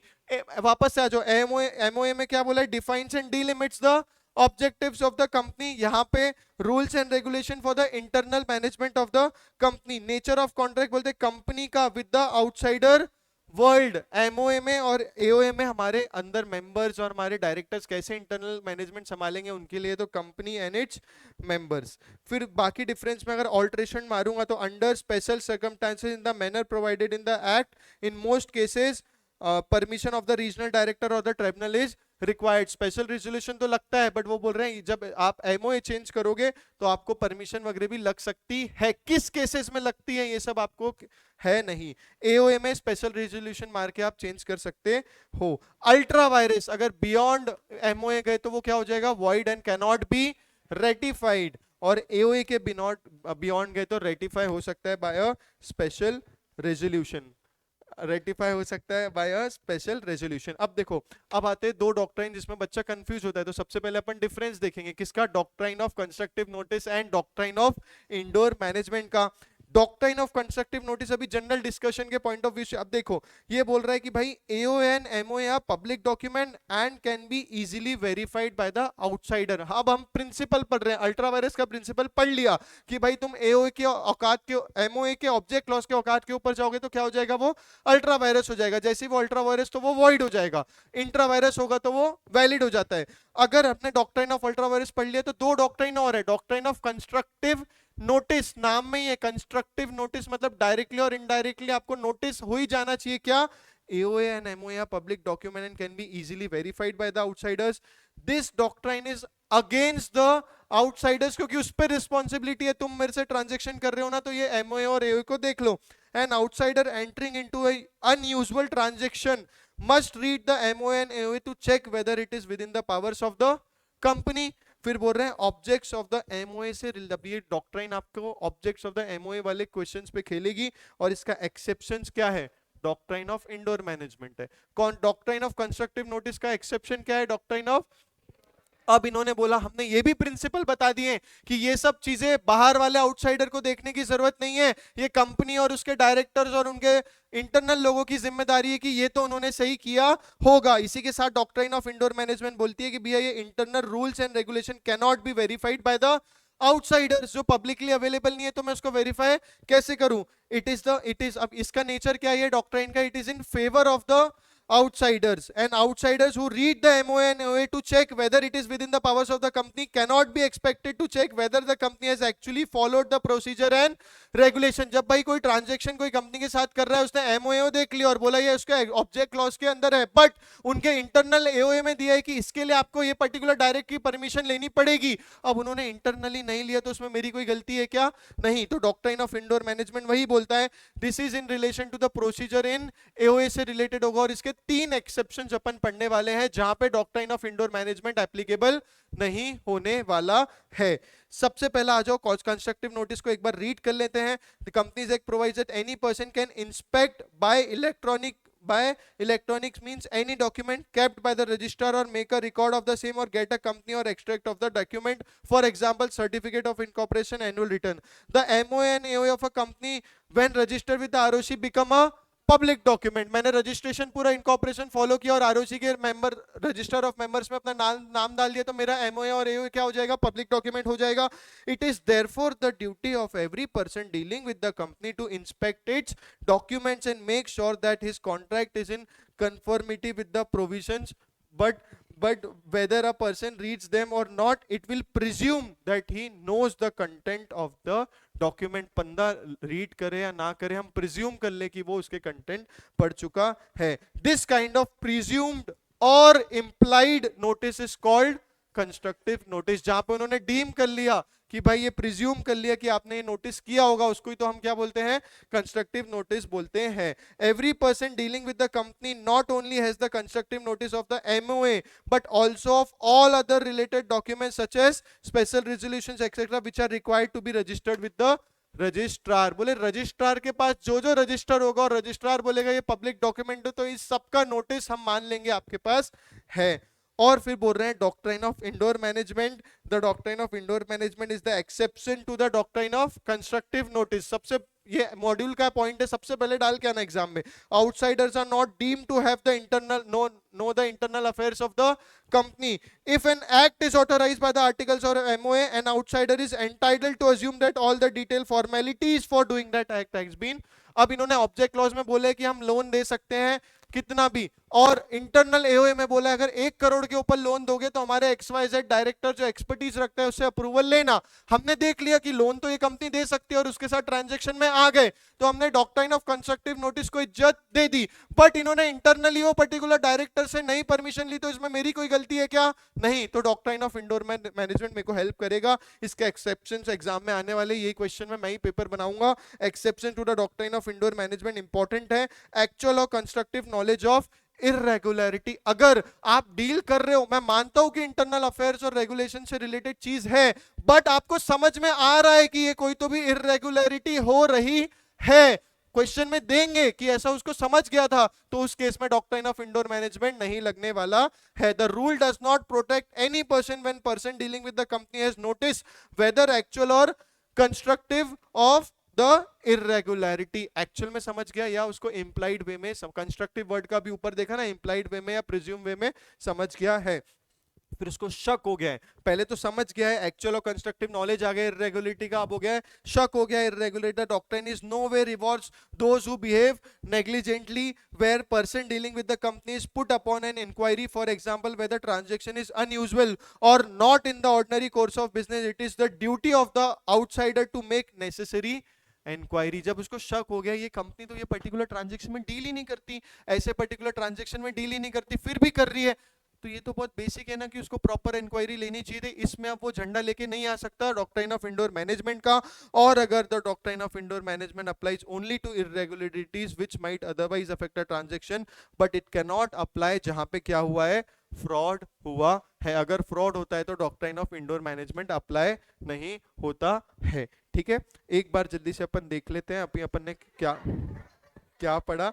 2 minute लगेगा बच्चों, 2 मिनट लगेगा। देखो सबसे पहले कंपनी से कितने मार्क्स का आने वाला है, प्लीज प्लीज प्लीज, 12 मार्क्स का आने वाला है। अभी 10 मार्क्स तो आपने देख ही लिए। फिर उसने बोला कंपनी मींस, जो हमने कंपनी का डेफिनेशन देखा, फिर फीचर्स देखा, कंपनी जो सुप्रीम कोर्ट के लैब में आती है, सुप्रीम कोर्ट में सेपरेट लीगल एंटिटी, फिर आर्टिफिशियल जुडिशियल पर्सन, फिर सी में कॉमन सील, एल में लीगल उसकी separate entity, artificial judicial person और परपेचुअल सक्सेशन हमने देख लिया था। उसके बाद हमने देखा लिफ्टिंग ऑफ कॉर्पोरेट व्हील का कंसेप्ट, जहां पे हमने सेलोमन वर्सेस सेलोमन वाला केस लॉ पढ़ा था। उसके बाद हमने देखा कि सर व्हील कॉर्पोरेट जो व्हील है उसको उठाया जा सकता है कोई पर्टिकुलर केस में, जहां पे लिफ्टिंग ऑफ कॉर्पोरेट व्हील में हमने देखा टू डिटरमाइन द कैरेक्टर, ये वो को फ्रेंड और एनिमी है क्या, to protect the revenue of the tax, जिसमें हमने 2 पर्टिकुलर केस लॉस पढ़े थे, Juggilal versus commissioner income tax, जहां पे जनरल दिया है और स्पेसिफिक अगर केस लॉ बना के दिया है कि अगर डिविडेंड मिला और उसने दूसरी कंपनी को दे दिया और वो डिविडेंड उसने वापस फॉर्म में किया तो वो हमारे डिंसास मानिकजी पैटेंट में था। फिर हमने बोला to avoid legal obligation rubber वाले केस में, फिर formation of subsidy to act as an agent हमने देख लिया। फिर बोला कि company form for fraud, improper और डिफीट ऑफ द लॉ, तो ये भी मेरा 5th वाला पॉइंट इस केस के लिए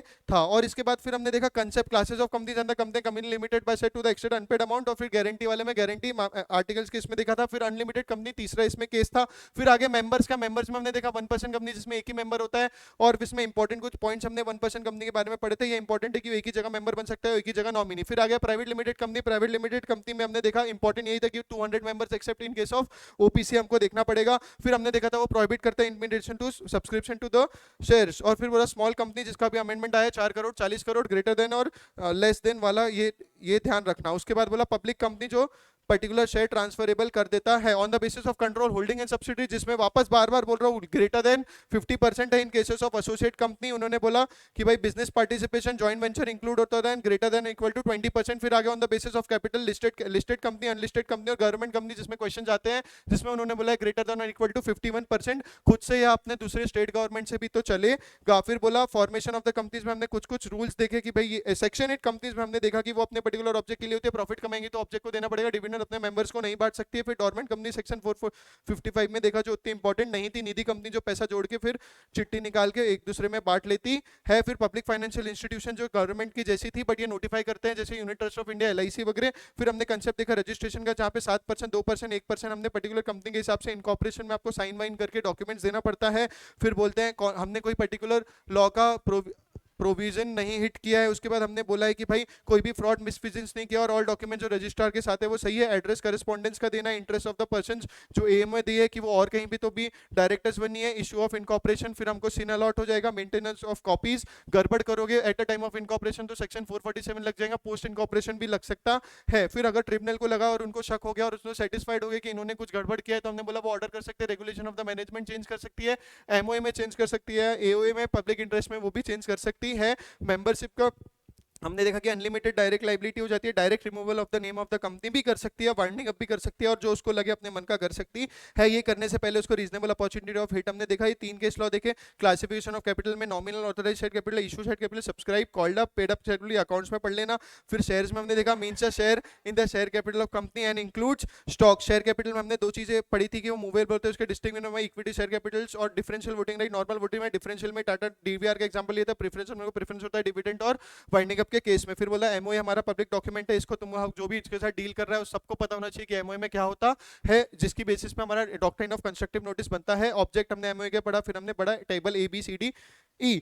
ए में था शेयर्स, फिर guarantee not having share capital, guarantee having share capital, unlimited company and फिर unlimited company having share capital. Contents of the MOA, name clause, register office, object clause, liability clause, capital clause, associated nominees clause. इसके हमने important point देख लिए थे। फिर doctrine हमने पढ़ा। Doctrine को हमने समझा था कि टर्म अल्ट्रा वायरस है, जिसको हम बोलते हैं बियॉन्ड द पावर्स और वो हो जाती है वॉइड, अगर इंट्रा वायरस बोलते हैं विद इन द पावर्स वो हो जाता है वैलिड। उसके बाद हमने पढ़ा था कि important points beyond the powers, ये पढ़ लिया मैंने, बता भी दिया, ये ठीक है। फिर इंपॉर्टेंट पॉइंट, इसका कोई मुद्दा रहा नहीं क्योंकि अभी हम तो एमओए को चेंज ही कर सकते हैं डायरेक्ट स्पेशल रेजोल्यूशन पास करके और पर्टिकुलर केसेस में। फिर articles of association rules and regulations बताती है अपनी कंपनी के जो इंटरनल रेगुलेशंस के लिए काम आते हैं। फिर ये बोलते हैं ये particular contents regulation inclusion of matters, entrenchment provision डाल सकते हैं। एंट्रेंसमेंट प्रोविजन जो स्ट्रिक्टर होता है as per the special resolution और मैनर इसका एंट्रेंसमेंट प्रोविजन का होता है कि भाई all the members of the company का कंसेंट लगेगा। प्राइवेट के कंपनी केस में, स्पेशल रेजोल्यूशन केस में पब्लिक स्पेशल रजिस्ट्रेशन लगेगा पब्लिक कंपनी के केस में, नोटिस टू द रजिस्ट्रार देना पड़ता है, फॉर्म्स ऑफ आर्टिकल्स हमने मॉडल आर्टिकल्स दिए, आप इसको जरूरी नहीं अडॉप्ट करो, it is may you adopt और यू इग्नोर देम, और उसके कोई पार्ट भी ले सकते हो।